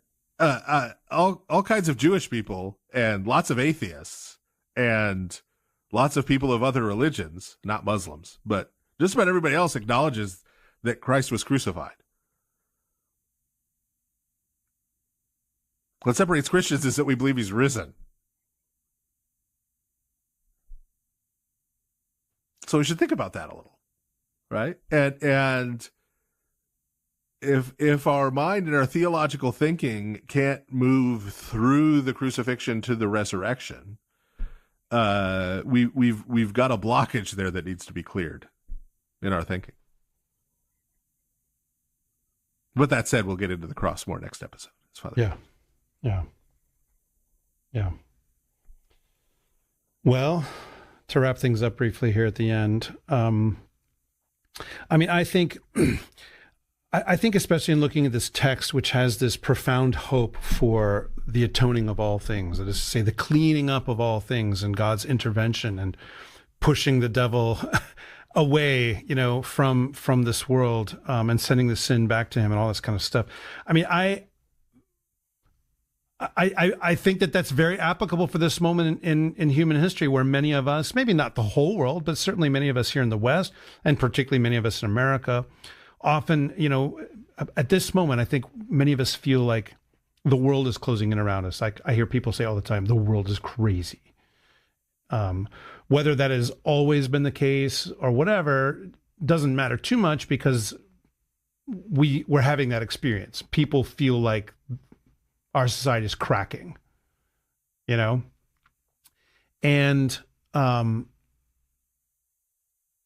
one of the reactions that I see people have is despair. And, despair, for some people that leads them over the edge and they'll take their own life or whatever. But also what despair does is it can it can be nihilistic and harm other people. So like despair is kind of the basis for terrorism, for mass shootings and all this kind of stuff. I mean, this is why so many people who commit these mass shootings, the last person they shoot is themselves. Because that, in some sense, they feel that the world has fallen to pieces, that there's nothing there for them. And Christianity absolutely has critique for the world. Absolutely. Of course it has critique for the world. But what it has more than anything else is hope. Christ didn't come into this world to condemn it, but to save it. That is explicitly in the scripture. Again, that doesn't mean there's no critique. It doesn't mean that sin isn't condemned. But fundamentally, what the message of Jesus is to the world is a message of hope, of rescue from all of this darkness, of rescue from slavery to sinful passions, which is really about involvement with demonic powers. And one of the things I like about the text that we talked about tonight is that it makes that spiritual warfare very, very explicit. I mean, you actually see, this demonic being Azazel, who is essentially the devil in a number of these kinds of texts. You see him on the scene and being battled against, interestingly, by Abraham, right? Yes, God, his angels and so forth are all involved, but Abraham is the locus of all of that. And our call is to be sons of Abraham. Our call is to be, his offspring, to use the language of St. Paul. And if we are Abraham's offspring, meaning if we are the faithful, if we do as Abraham did, then that means that we inherit the promises to become like the stars, right? To become like the angels. Because that's what was promised to Abraham from the beginning. And that's what salvation ultimately is it's becoming equal to the angels, as Jesus says. And so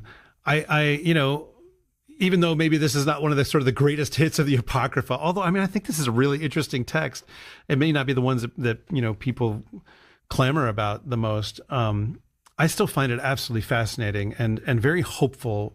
It tells this story in a particular way that I think connects with us here in the 21st century West very well. Not just in terms of the assessment of how we feel the world is at this moment, but also in terms of, okay, here's what we do, right? And, if you're going to imitate Abraham in this particular text, it's about offering those sacrifices, both in the literal sense of participating in the divine liturgy, but also in the broader sense of offering ourselves as living sacrifices, as turning over what it is that we have to God so that it can be transformed and made salvific for us. So I really enjoyed this discussion, and even though this is a text not written by a Christian, obviously Christians can get a whole lot out of it, a lot of beautiful, beautiful stuff. So, yeah, thank you. Thank you, Father, for guiding this conversation. So what is it that you have to say here at the end, of all things? So, well, hopefully not. I don't know that I'm ready for that. All these things. I should be more ready than I am. Yeah. But, so I know what I'm about to talk about is something I've talked about probably even fairly recently on the show, but I find myself in real life, meaning as a priest dealing with a group of parishioners and trying to help them and guide them, and just family members and everybody in general, I find myself having to say this over and over and over again, which tells me that probably if I say it over this microphone to people, there's probably at least some folks out there who need to hear it again, even if I have talked about it recently. The Christianity that those of us, at least in the United States, and again, I can only speak about that experience because I haven't had any others. Christianity we grew up around came from one of two categories, largely. And, people who want to defend those types of Christianity will call this a caricature. I don't care anymore what you want to say about what I say. But what I'm about to say, even if you think it's a caricature of what they're trying to teach, this is what a lot of the people within these traditions have actually received. Right? So it's very easy to defend some tradition based on what's in the books and what's, what we would mean to say, right? But I'm talking about what the people who I encounter, the people who talk to me about spiritual things, the people who come to me and give confessions, what they've received from the Christianity they grew up around, how that has shaped them, how they think because of it, right? And if people, representatives of those groups, want to say that's not what they meant to teach, cool, but maybe some introspection on why that's not what people are receiving. Anyway, what people have received comes into two categories. One is sort of the Smilin' Bob Schuler school of God loves you just the way you are and you don't have to do anything. Just don't worry about it. Just smile and be happy and listen to the hymns of your choice that you'll enjoy, right? That worked. I'm going to again be very blunt. That worked really well with boomers. That seemed to answer something they needed to hear. Maybe they're a generation who grew up with very dissatisfied perfectionist parents, and so just hearing you're fine just the way you are was what they needed, right? But that doesn't work on subsequent generations, because subsequent generations are more realistic or nihilistic, depending on your point of view, and know there's something deeply wrong with themselves and with the world around them. So just telling them over again, no, you're fine, everything's fine, it doesn't work. Right? That's why those kind of churches are all empty now. The other school of thought is pretty much the exact opposite. It's God doesn't really love you. Right. In fact, he's pretty angry with you. And he's getting ready to send you to hell. Right? And the only way to avoid that is, depending on your tradition, right, is for you to love him nonetheless really sincerely. And there's a rabbit hole to go down. How sincere am I ever really? And or do that plus live your life in a certain way and follow certain rules, which will differ based on tradition, and which you will inevitably fail at. Okay. That second one is most of the people who I interact with on spiritual matters. And it's almost like they've been taught and they've internalized that their life in this world is this sort of really horrible reality show, almost like Squid Game. And like God is about weeding out contestants and narrowing it down to this faithful few. And everybody else goes to hell, goes to eternal punishment, except for this faithful few who, again, depending on your tradition, he may just pick. Or, they're the ones who really did it right. They're the ones who really loved him sincerely. Or they're the ones who really lived their life the right way. And any way you slice those things, most people, again, are realistic enough that when they look at their life, they don't see a lot of evidence in their life and their actions that they're one of the people God picked. Or they don't see a lot of evidence in their life that they're really sincere about following God. Or they don't see a lot of evidence in their life that they're really towing the line and living the life they know they should be living. Meaning, most people are walking around, right, like religious people, walking around thinking they're probably going to end up in hell. That God is probably mad at them most of the time. And that he's looking for them to make some misstep. So, boom. Right? They can get nailed. Also, most atheists are walking around doing the same thing. They're protesting constantly that there is no God because they can't deal with that guilt and stuff that they've internalized. They can't live like that. No one can live like that. But their route to trying to live like that and deal with the cognitive dissonance is just to deny that any of it's true. over and over and over again, publicly, loudly, to everyone who will listen. Right? Whereas the religious people are just in this kind of quiet desperation of how do I figure this out? Right? So let me reiterate again. Right? And penal substitution plays a big part in this. That's why I'm bringing it up in this context. God loves you. Jesus said so. St. John's Gospel, the Father himself loves you. He is not angry at you. He does not want to destroy you for your sins. There is no power of justice that commands him to do so. No one commands him to do anything. He loves you. He wants you to find salvation. But salvation is a thing you have to actually do. He wants you to do it. The Bible says so. God wills that all men be saved and come to the knowledge of the truth. But you have to do it. He empowers you to do it.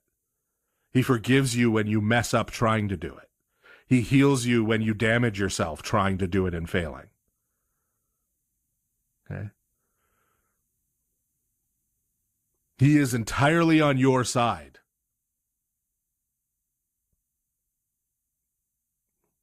The God who created the universe is entirely on your side. And the saints are on your side. And the church is on your side. Everyone is on your side. Right? Christ is advocating for you. Okay? Everything is set up for us. Okay?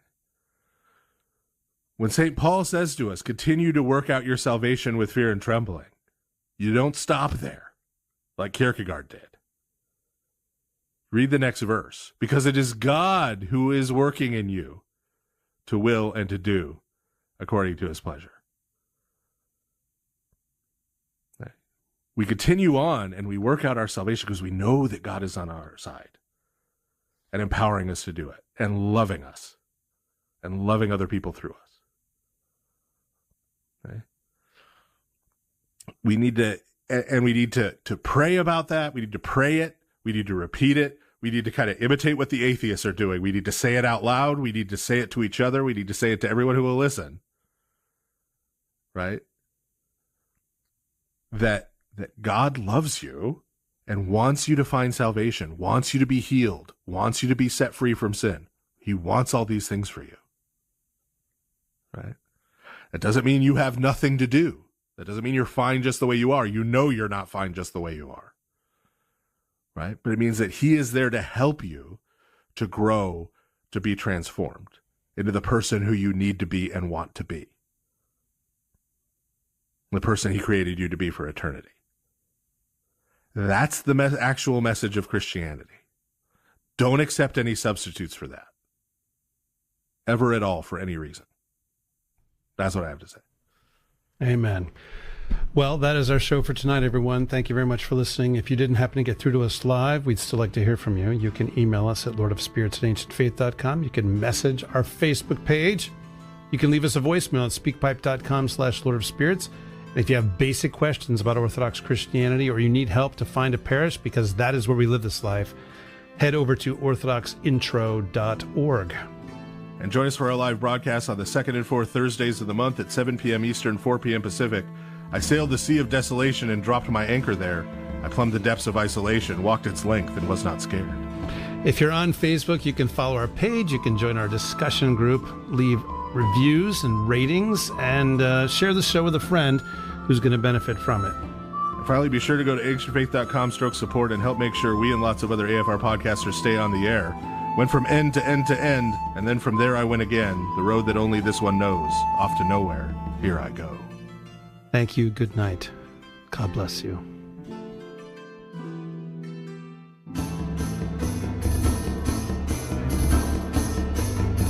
You've been listening to The Lord of Spirits with Orthodox Christian priests, Father Andrew Stephen Damick and Father Stephen DeYoung, a listener-supported presentation of Ancient Faith Radio.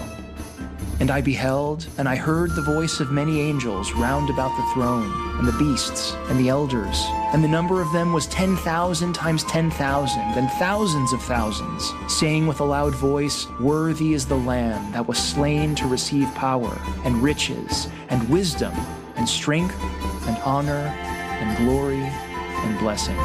Revelation chapter 5, verses 11 through 12.